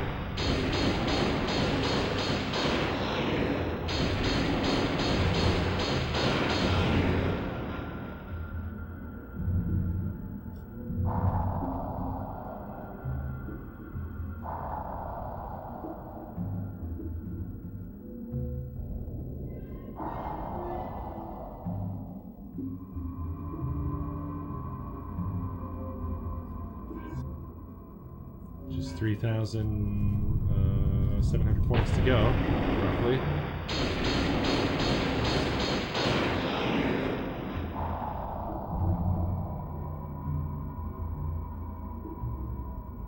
Ah, fuck.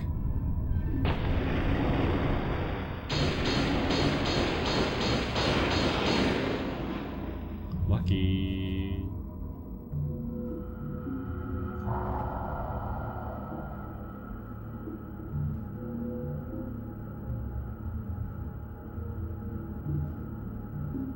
Oh! Couldn't see that at the original angle. A section of the column has cracked, making it weak. With a weapon with a little firepower, you'll probably be able to break to destroy it. Fuck. Yeah, not this.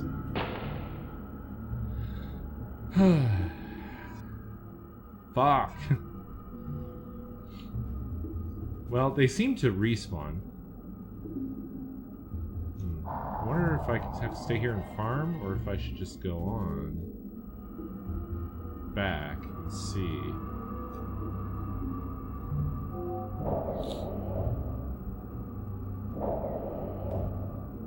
Oh, this is what Metroid 64 was supposed to look like? God, it probably would have been fucking awesome. Oh, hey, you really caught me off guard, bud.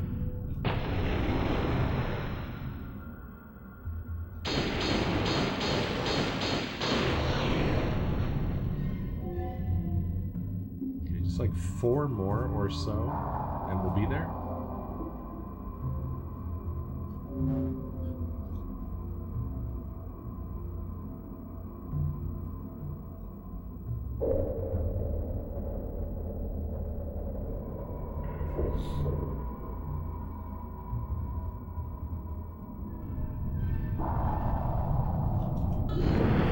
You cheap bastard.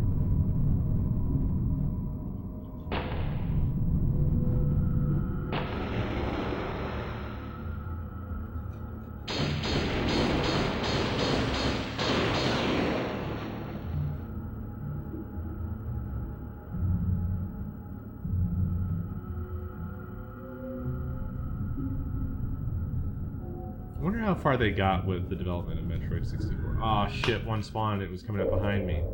Damn. Well, maybe there'll be more here. Oh no, there weren't any here, because this is all the way back.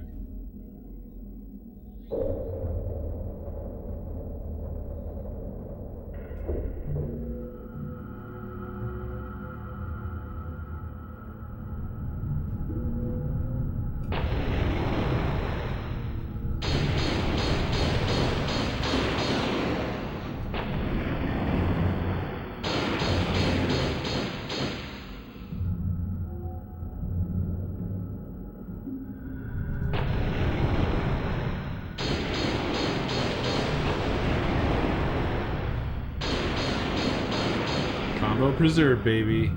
That should do it. Unless more come around the corner. Yeah. Yeah. Alright. Let's go.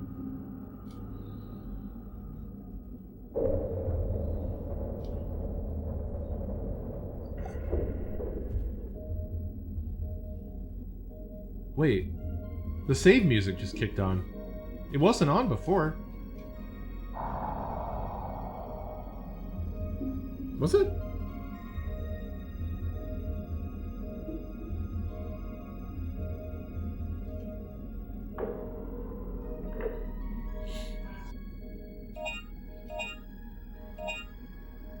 Most powerful underwater weapon. Fires small torpedoes capable of destroying hard materials. Suspicious, to say the least. I'm good there.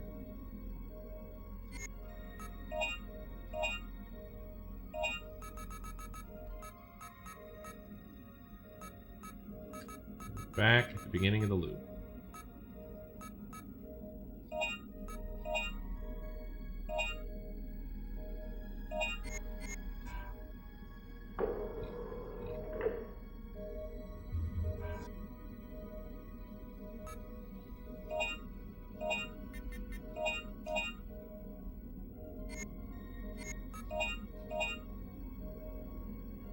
Okay. We have 30 shots with that. I'm gonna hold off on equipping it because I don't think I need it against these small mosasaurus.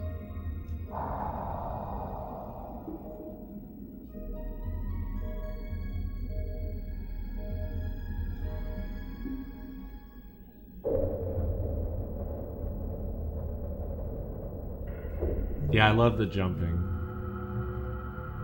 Just the whole way they did this section, I really enjoy. It's remarkably good.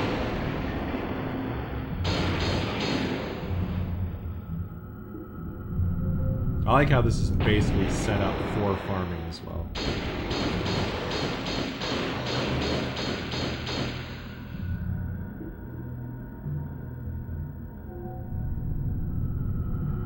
Do I hear one? I do!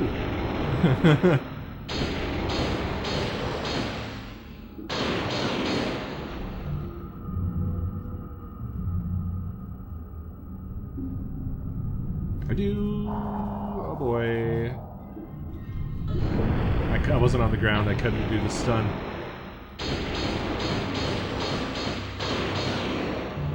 There's a very subtle, like, or something sound that happens when they're approaching you as they swim. There it is, there it is, there it is. You hear that?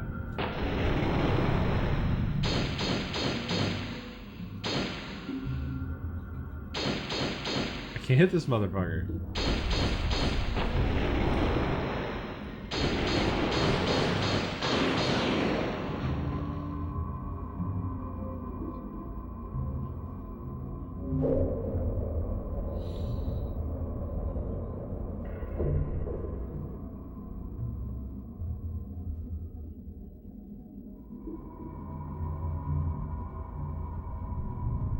I hear one. I hear one.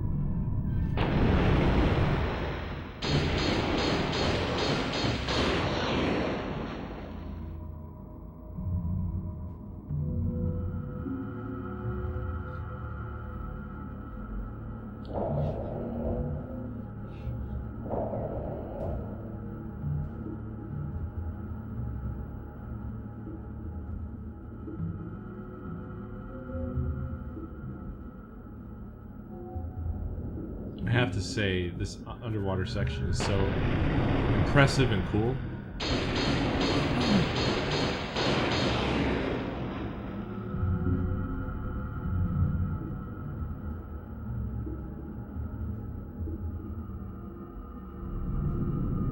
This one coming.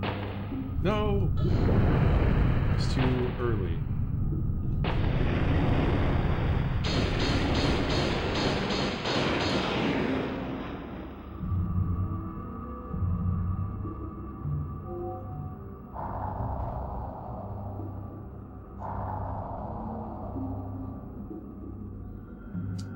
Yeah, it's a little slow traveling, but it adds to the immersion.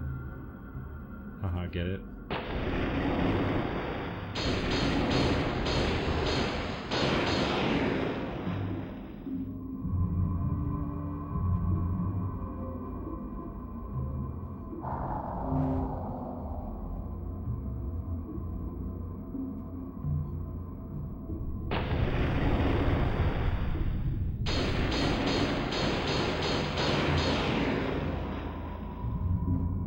Combat is a little bit tough when you're so slow to turn around.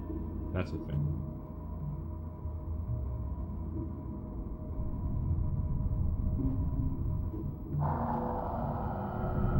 Oh no! No!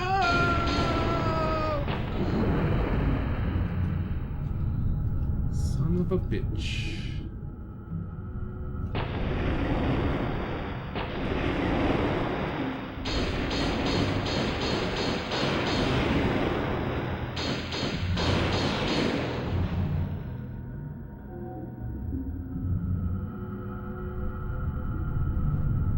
Coming.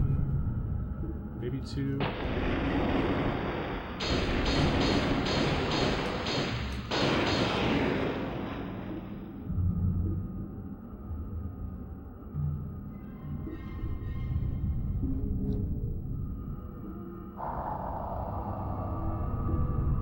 There's one coming.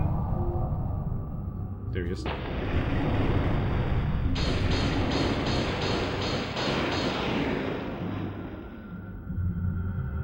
Wait, can I jump across here?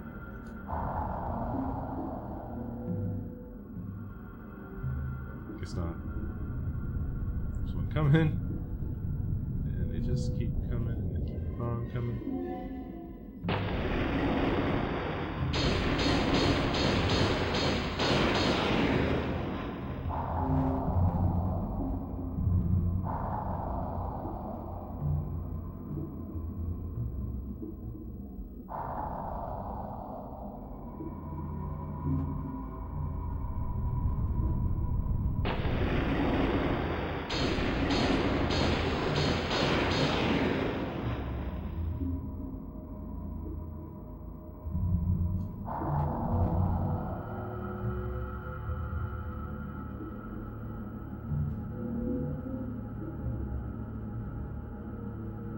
this time, eh?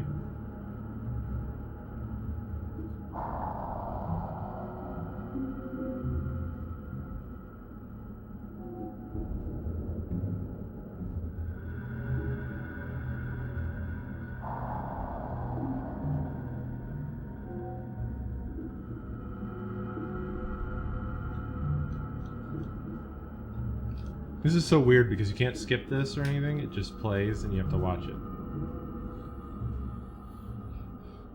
So they really wanted you to know about that without even searching for it. They must have thought it was hard to find.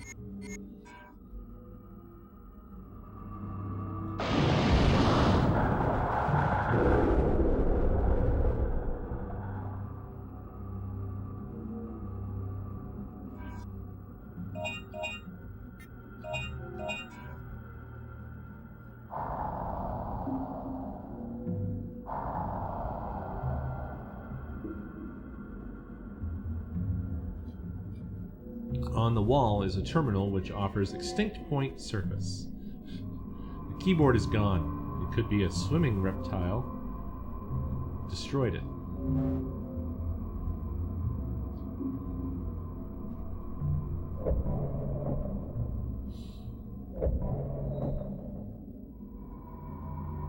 I still have not done the truck sims. Need to do it one day. It's a power terminal for the small elevator used for construction. Will you turn the power on for the elevator? Not yet. Need to know the lay of the land. See if this is blocking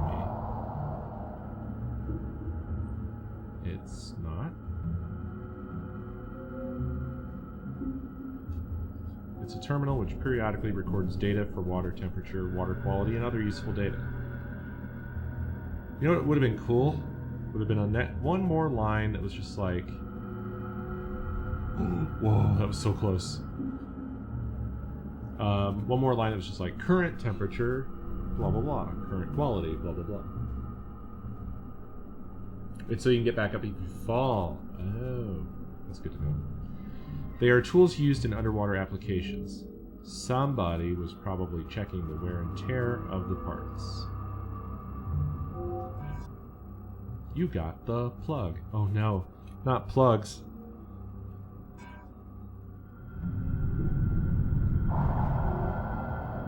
Aha, friend. Ow.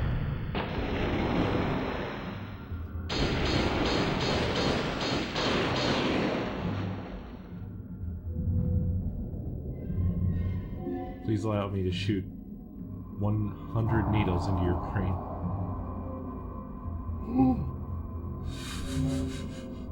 Let me go ahead and operate that.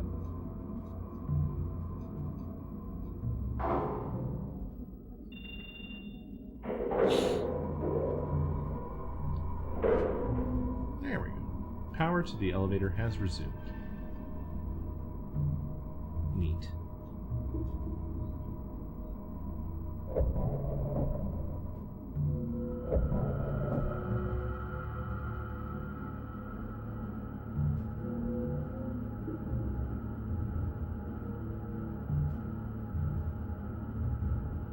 Okay. Here, friend.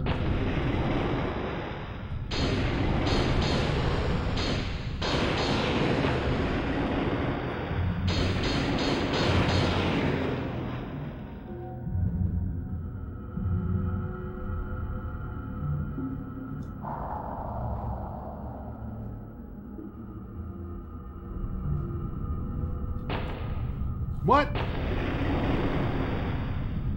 I feel good. I feel fine.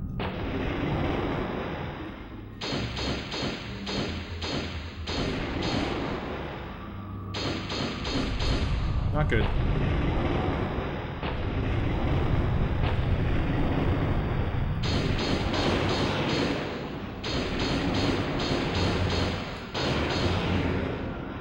Sheesh. That got a little screwy. Oh boy. What? You look so far away.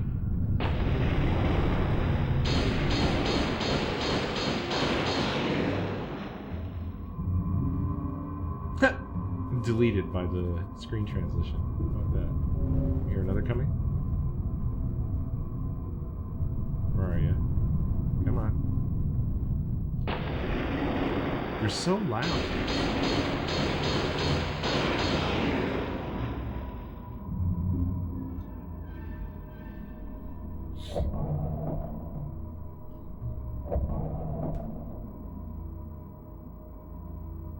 Look at this place.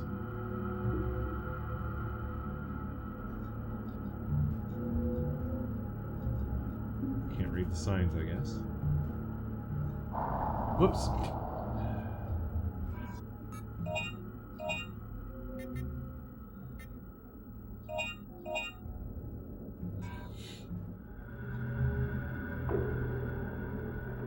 How do you use a keyboard in this situation?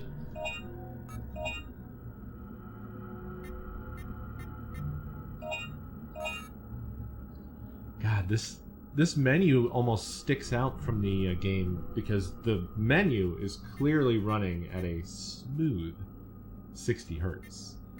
But the game itself is not quite pulling that off.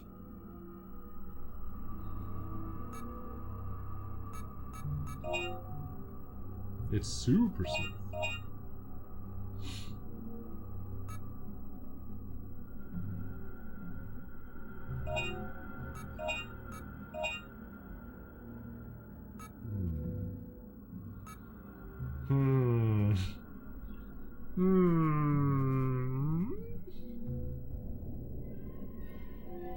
I wonder how much use this actually sees.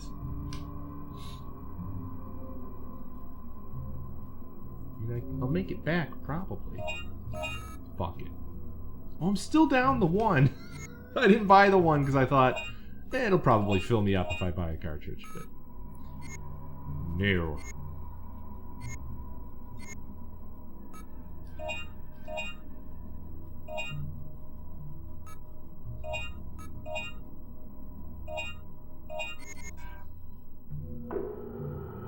Yeah, it doesn't fill. Although you do get the amount that it's adding, like capacity-wise. So it's not just increasing your capacity, which is nice. There we go, operating the elevator. Oh, I never did the thing. I never did the thing with the shutters.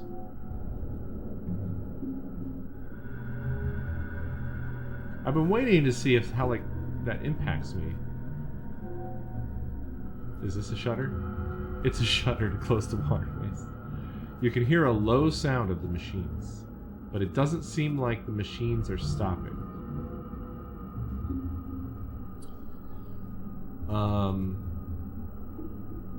Oh. Right, so... dead end then. Yeah. Okay. Yeah, based off of the verbiage, I had thought... maybe I shouldn't open them. Because it might make the reactor explode. But... I can't advance without opening them, so... back we go. In fact, you probably needed the plug to even open them in the first place. That's probably... this is me being my weird self. I didn't even know what the fucking objective was. I just saw a fucking item on a plateau, and I'm like, ooh, shiny! And I had to go get it. Don't even know what it's for.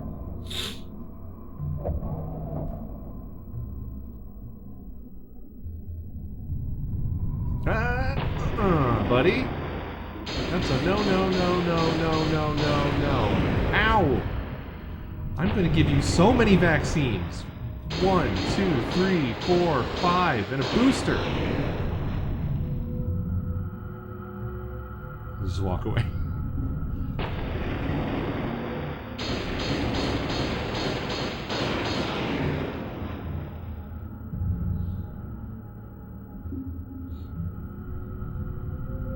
I'm just looking out for them, you know?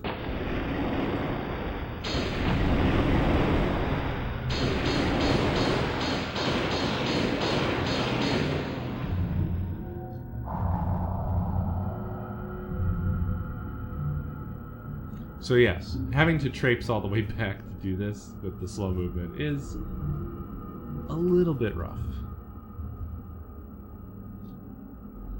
It's a good thing I'm so in love with this cool area. We've only just started this area, yeah, like half an hour ago? I imagine this is the only part of the game that's actually like this. Like, the next section that we go to after this place is a city, which seems to be above the water level. So I'm not too worried.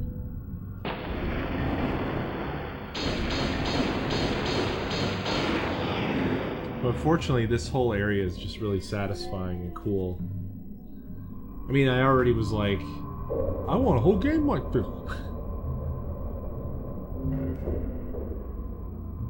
But not a modern game like this. I want like I want a full PlayStation underwater horror, like survival horror experience like this. But if it were slow movement like this the whole entire time, it would probably get pretty grueling to actually play.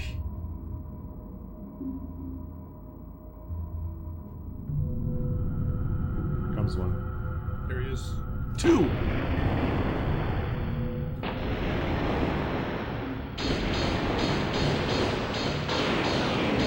Ooh, I shot both their brains at once.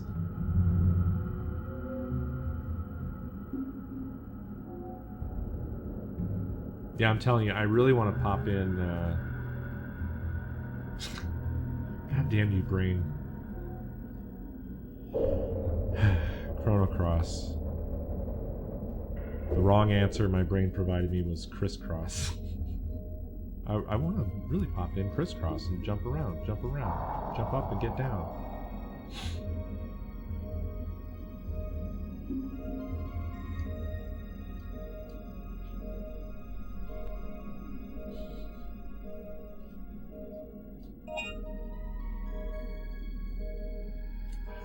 Aha. As I suspected.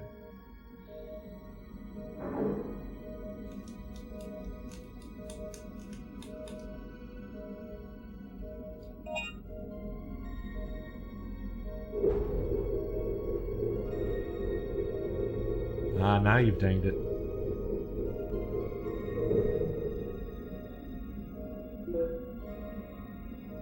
Cool. Machine cooling aqueducts. The shutters are open. Alright, time for the 15-minute walk back there.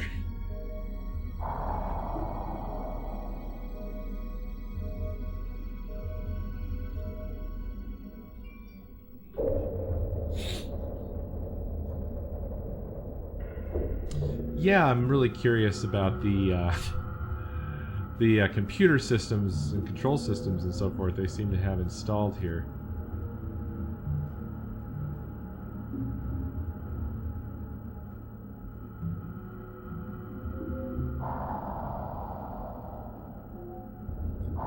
I've got just fucking regular ass Windows computers sitting around underwater taking readings and shit.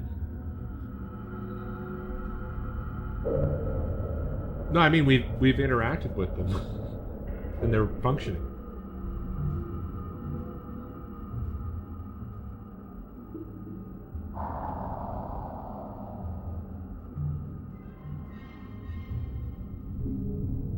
Fixed angle Metroid like a survival horror Metroid.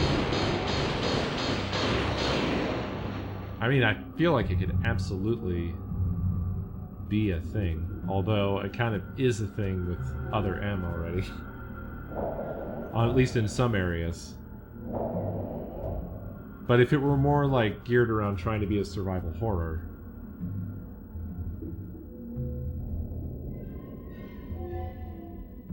because I could absolutely imagine Samus stomping around underwater in her suit on an alien planet. There's all kinds of weird alien growth and creatures and things.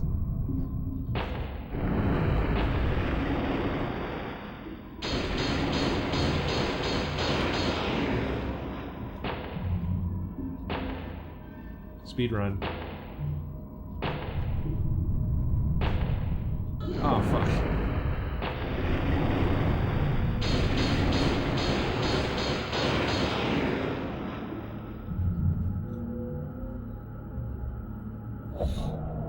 Oh, you lied?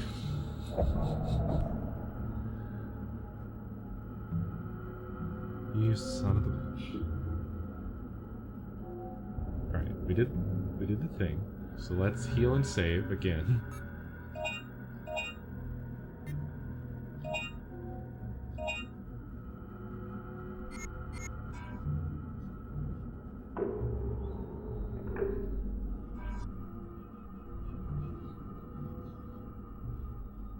Oh yeah, I mean, there's ladders and stuff. It definitely doesn't appear to need to be full of water for you to use the area. But we do know that it was full of water because they had the suits. There's other people down here dead, wearing suits. And they talked about coming down here, needing to do underwater maintenance.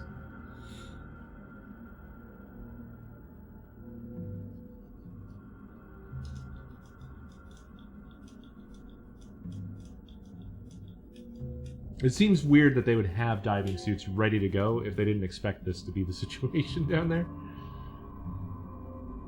Right, yeah. I mean, probably initially wasn't like that.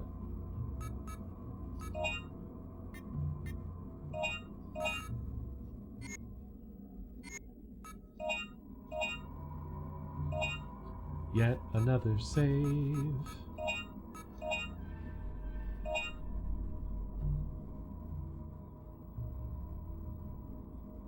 Mata Nui? Never heard of this. Not a once.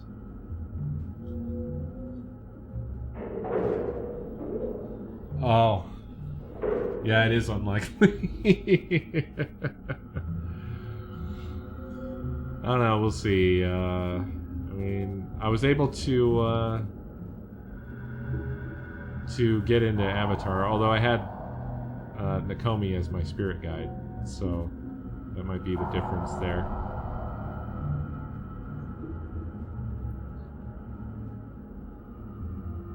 Although I still feel like Avatar it's a kid's show. It's like what it changed for me was that it was watchable, and I decided that it was a decent watchable show, and I saw it all the way through, and I came away being able to say I enjoyed it. I didn't like fall in love with it or anything, but I think that would have it would have necessitated me being a kid and not having had other higher quality experiences to compare it to. So I don't have that nostalgia that I have for other things that don't deserve the level of praise probably that I give them sometimes. Just like how I feel it kind of is the situation with Avatars. And I kind of sense that Bionicle might be a little bit like that. Yeah, Teenage Mutant Ninja Turtles. I know that that's one because I do find it hard to go back. Like, I watched... I had talked about this, but I had watched the first movie over again a little while back. And I hadn't watched it in probably over a decade or longer.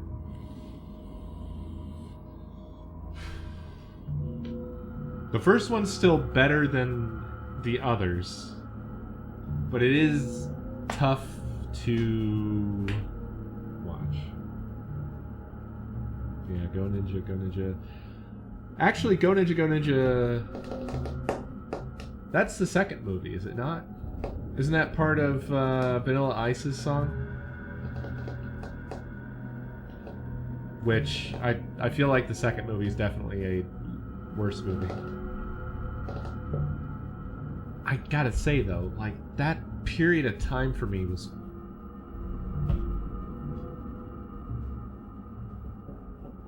I almost wish I hadn't experienced that period of time, so I didn't have this glowing gem existing in my past that I have to... Whenever I look back at it, I'm like, oh god, it was so good, why? You know?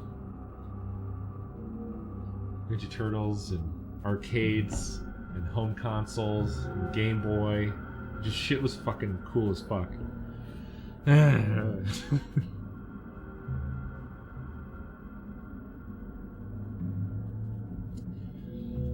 Yes, to me. I am saying that this is very much nostalgia.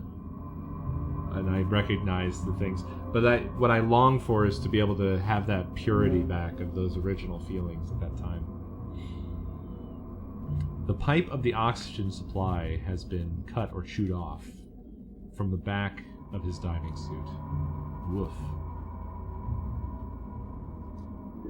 Okay, pick up the thing. You got the city key card. Hooray! Kind of done here, aren't I? I'm not here to fix the reactor. I don't give a shit. Wait, what's this? You have found a new Dino file. Hell yeah, dude. Oh boy, huh? Yeah, we've only dealt with the necks. We haven't had to deal with the rest of their body. Plesiosaurus, meaning near lizard. Length 17 meters, height 3 meters. Observation record. Our lifeline, the third energy reactor, is located in the lake underwater. Half of the mechanics who go under for preventative maintenance never come back. They've probably become bait for that giant thing. They are carnivorous reptiles. With their long neck, they surface the head to breathe. It's been reported that they have been seen attacking the pterodons from the water with their long, agile necks. Yeah, except for when they're working together to try to eat me. When attacked by them, aim for their head. They'll try to pull their prey into the water using their long necks. When you are attacked, the best thing you can do is to fire back at them. When you encounter them in the water, unfortunately the only thing that will really hurt them is explosive artillery. You also have to be careful of the strong water current they produce when they swim. It may be wise to avoid fighting them in the water.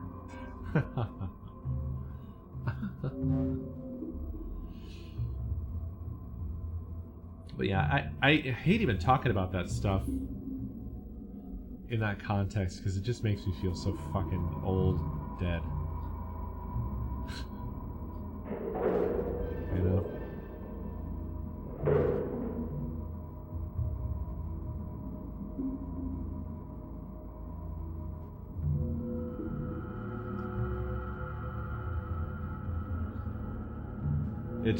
It adds to that stupid pile of existential crises that I'm slowly building into a mountain. Ooh, movie time.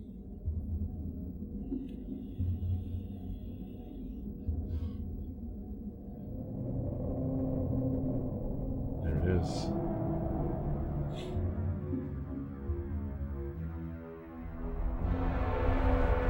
Oh, fuck. Oh, shit. The third energy reactor has been damaged. The third energy That's so reactor cool. has been damaged. Yeah, just walk away. Maybe it won't notice you. Switching to emergency power. Areas will be locked to prevent explosions. We're locked in with it.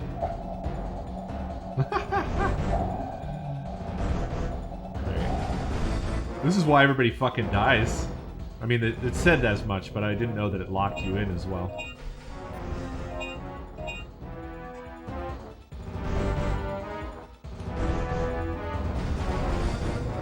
Oh.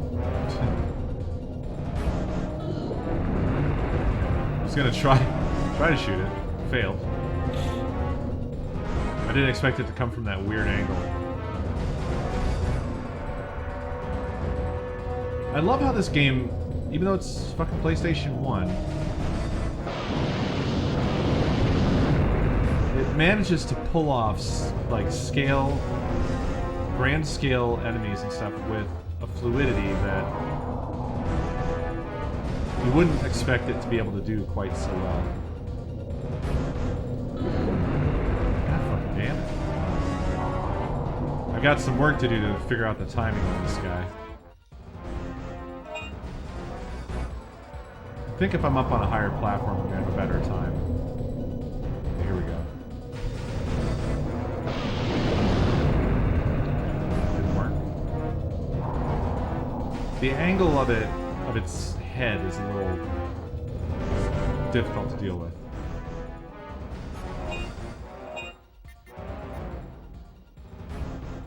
I can take another hit or two. Maybe, unless it does something different. Why do you like this? Aw, balls.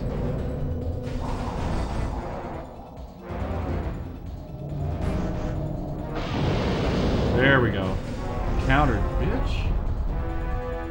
Okay, let's try some. Yeah.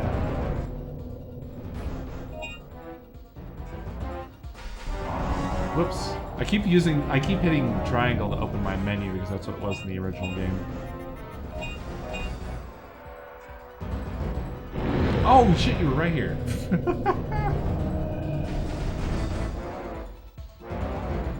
Oh, nice. Little hidey hole and an iron. Alright, let's go. It's not fair that you can go through walls.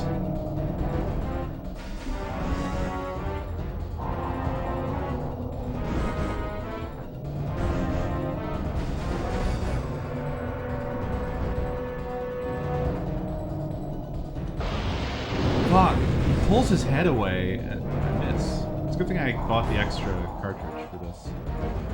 Otherwise I'd be in big trouble. Where did I jump down from? Yeah. Ah. This is fun.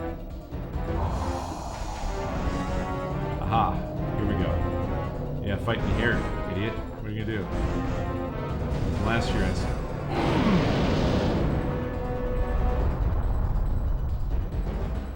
Hell yeah, see those points? It shows I'm on the right track. Oh balls.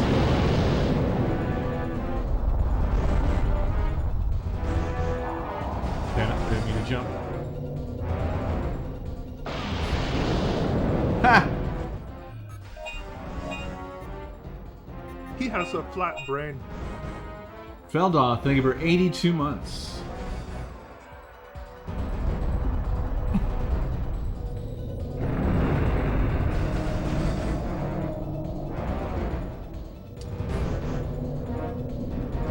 Yeah, the camera's a little bit rough.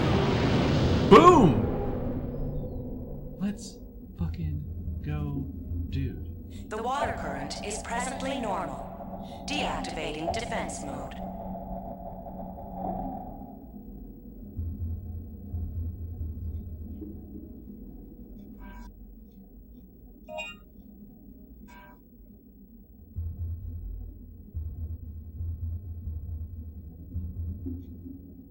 It's an elevator power panel. Will you operate the panel?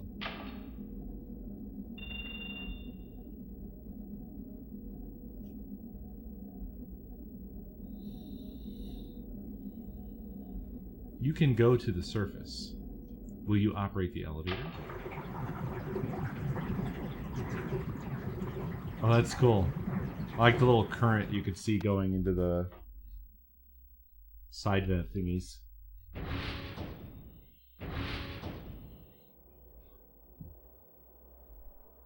What the fuck? What about the boat?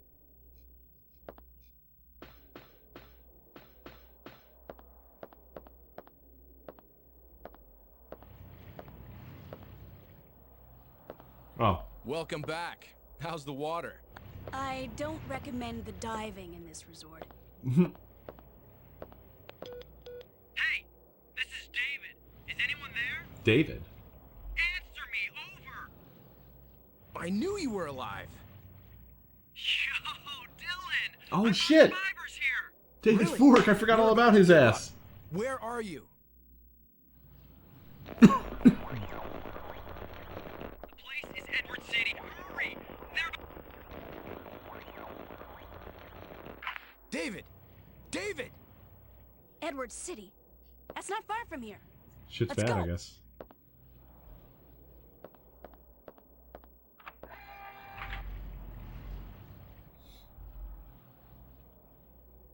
Regina used the city's keycard to open the lock.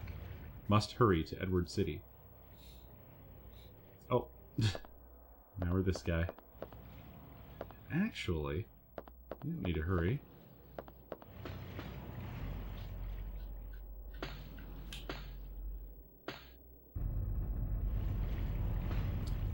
Because I need to sleep.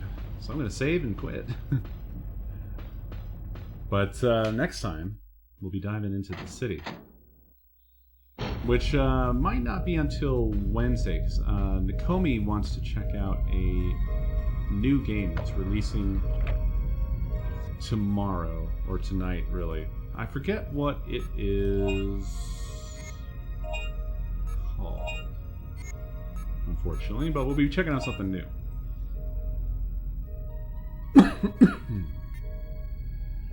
Whoa. Chain mine? We got some stuff to check out here. Lightweight armor. By wearing the armor, it will reduce the damage you receive by half. Hot damn. Buying that as soon as I can.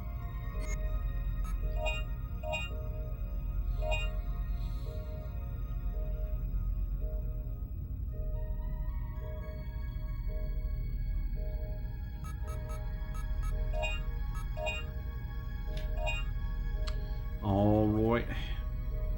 That's going to do it. Actually, real quick before I go, because I mentioned it earlier. Yeah, I have it right here. Let's see some really nice PlayStation 1 water before I leave.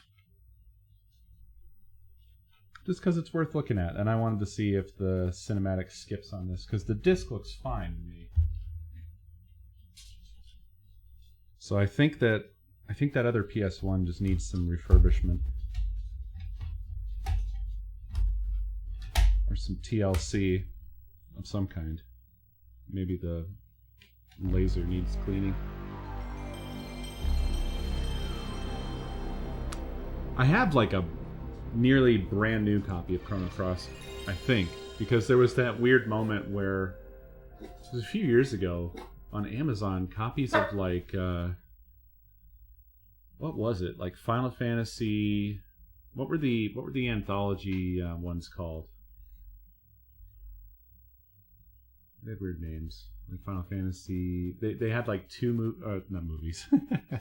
they had cinematics that the originals didn't, but it was like 2 Final Fantasies each or something. It was like Final Fantasy 5 and 6, and I think 3 and 4. Don't remember. But I think there were also like they were selling new unopened copies on Amazon, like it was the early 2000s or something, and not like some third party. They were selling them at normal prices. And I think Chrono Cross was one of them too, if I recall correctly. I think I picked up a brand new. They were green label, not black label. It was just bizarre. So of course I nabbed them.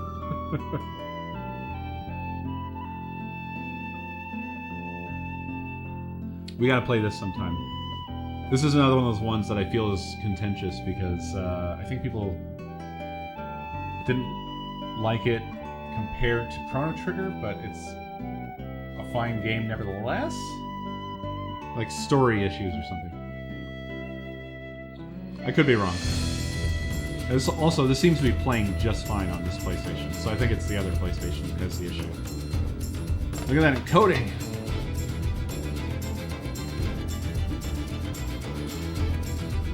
Actually, I could just skip this. Although I don't know if it's nice. I don't know if you get the full demo. I'm gonna let it play. I want to let it do the full attract mode. Oh! There was one little skippy.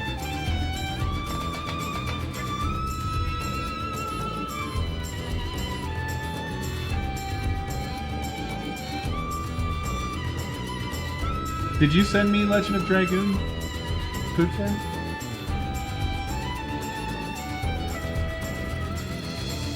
I want to play that.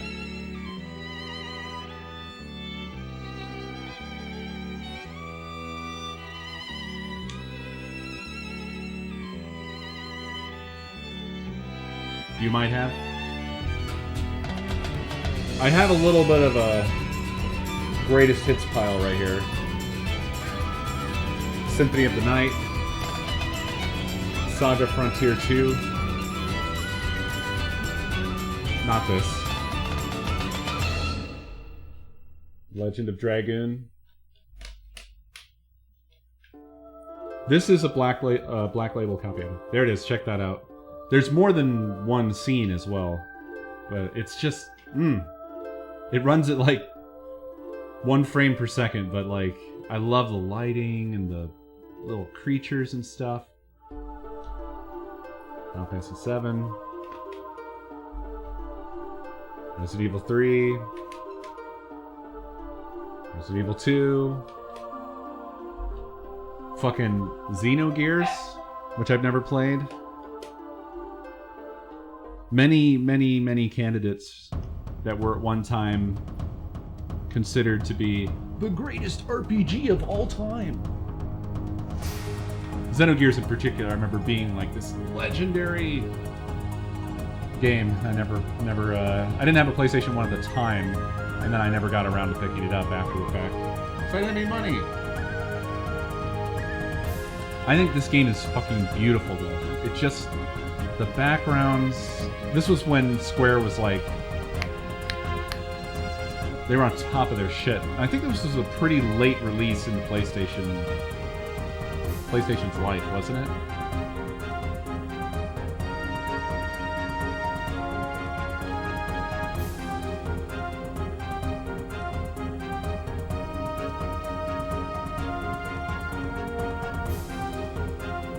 Like, yeah, it looks like they had a fucking handle on the PlayStation when they made this. Look at the fine little detail of that chandelier and the reflections on the floor coming up here. It just looks so good. Yes, this came out around similar time frame to Final Fantasy 9. And just think about the way Final Fantasy 7 and Final Fantasy 8 looked. They don't look horrible or anything, but they definitely were not, like, masterful like this. Oh, that's not ray tracing. That is absolutely not ray tracing. That is, I would guess, upside-down 3D models that are transparent and might have a blend effect on them, but might have just been made red to fit the scene. But absolutely not ray tracing.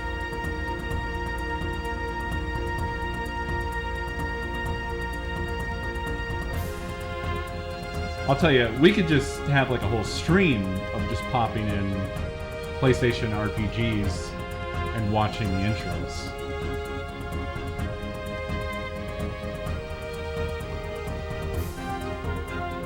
Like, for me, the Final Fantasy VII intro is iconic. It's not real time, and a lot of it is really ugly looking credits. But the opening movie for Final Fantasy VII is... but, I mean, obviously, it's like mwah for many, many people. Final Fantasy VII, like, cemented the PlayStation as a serious system. Like, it was already doing well, I think, but the fucking Final Fantasy VII moved PlayStations everywhere.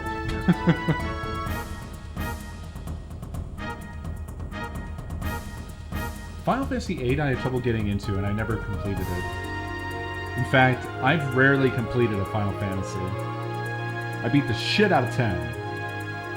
I really liked 10 a lot. I loved 7, but I've never fucking actually finished it. Because it's a slog. If we get down to it. I never finished 9. I did finish Final Fantasy VII Remake. I think I finished... Fuck, I actually don't know if I finished 3/6. Fuck, I remember. 10 might be the only one that I've actually beat. Rest in power, Sergey.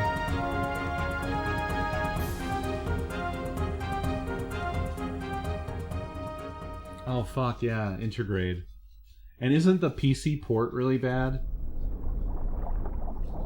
So I basically have to get a PS5.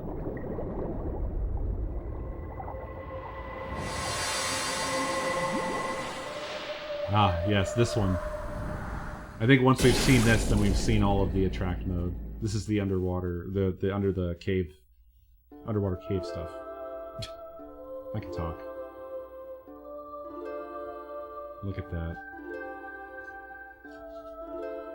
Like, they were clearly pushing what the fucking PlayStation 1 could do with this, but I'm so glad they did.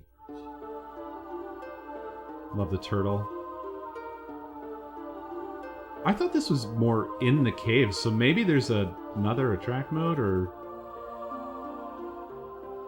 They might have other random ones. Let me try skipping this cinematic here. Yeah, look at that.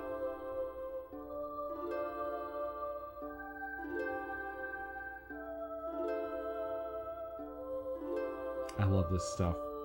I love it so much.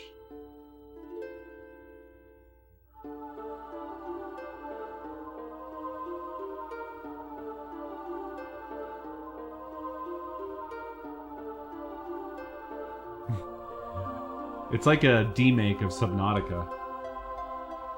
That would be fantastic.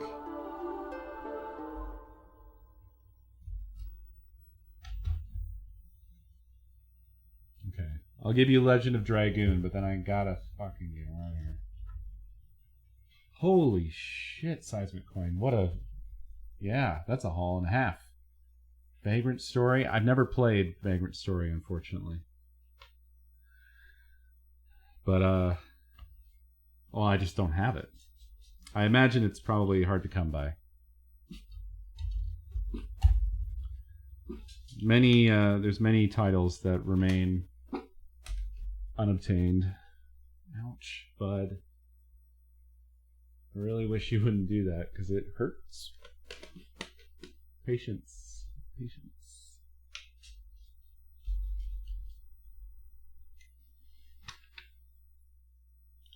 Here we are. I also need to play Grandia.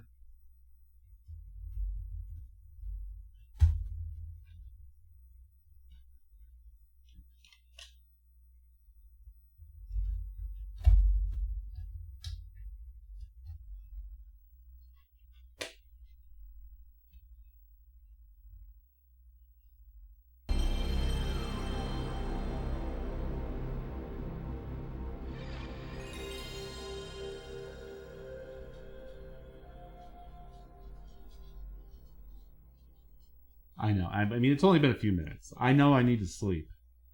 But I can spare 10 or 20 minutes to indulge with you guys. I always enjoy doing this. It's funny because it's like we're not even playing the games or anything, but there's something just really enjoyable about just tossing these on and sharing good old memories.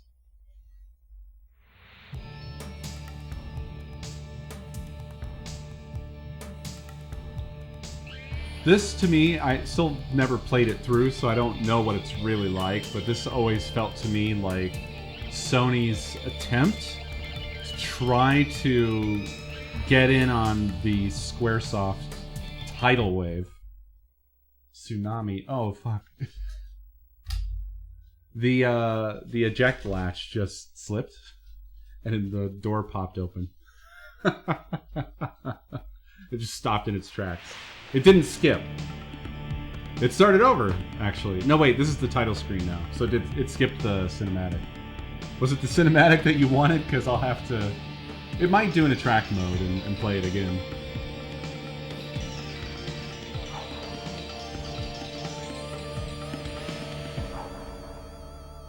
Yeah, the bottom of the screen here, you can see how Sony was feeling about this game. Legend of Dragoon is a trademark of Sony Computer Entertainment Incorporated. Copyright 2000, Sony Computer Entertainment America. Like, all right, guys.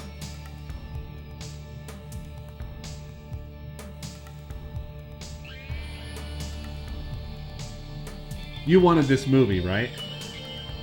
Or do you need me to start the game to get to what you wanted? I'm so glad that this PlayStation plays the cinematic stuff just fine, though, without skipping.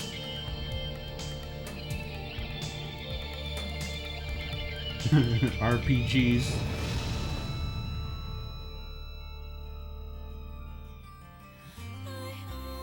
This is it, right? One soul seeks another and pledges their sworn friendship to another. One mystery begets the next,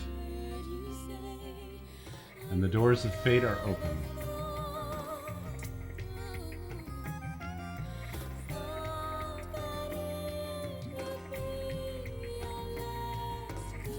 The game has cool combat systems. It's got a sort of semi-real-time, like it's turn-based, but when you take your actions, it lets you do timed moves that augment like how things play out. It's kind of cool.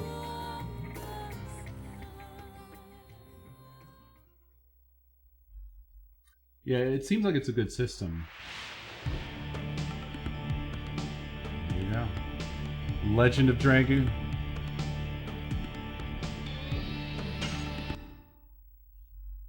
Fucking Xenogears has insane production values in its opening. It's nutty.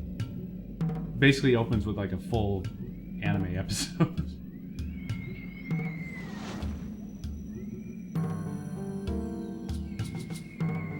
Did this game come with graphics? Something went wrong again. Maybe this PlayStation isn't up to the task.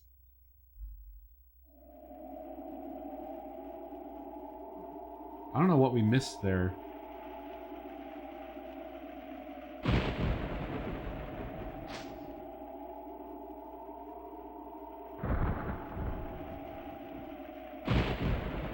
Maybe the disc isn't in the best shape. Oh yeah, the village.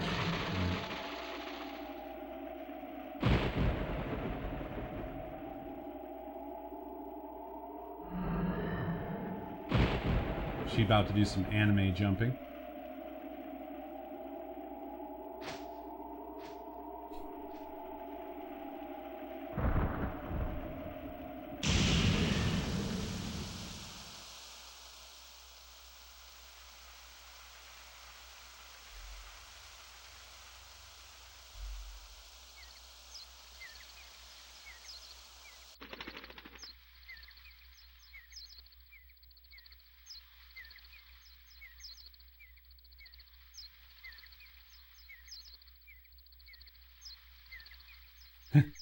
Dart just checking the weather.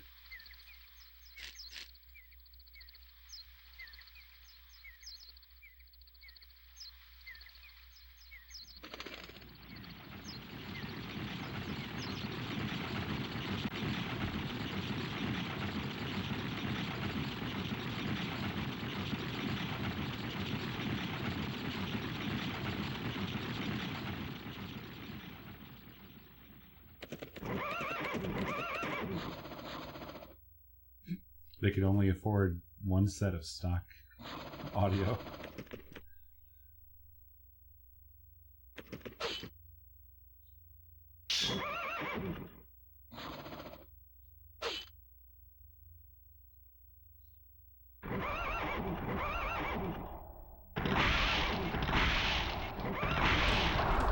Oh fuck! It's a praying mantis.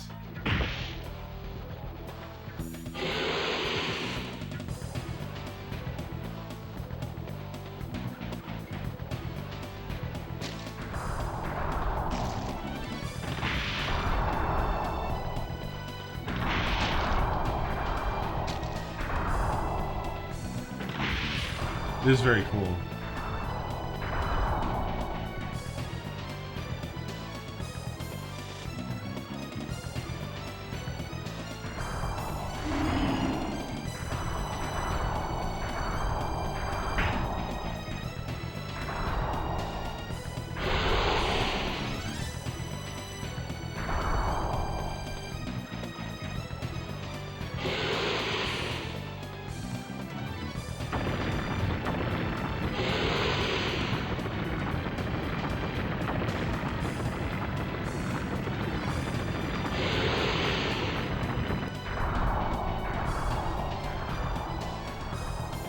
I like Cloud because he was imperfect.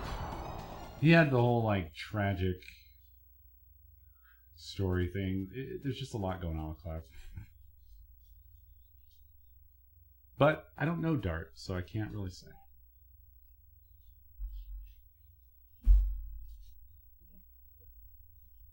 He has a flat brain. Alright. I gotta go, y'all. Thank you very much for watching. I hope you enjoyed. I'll see you tomorrow.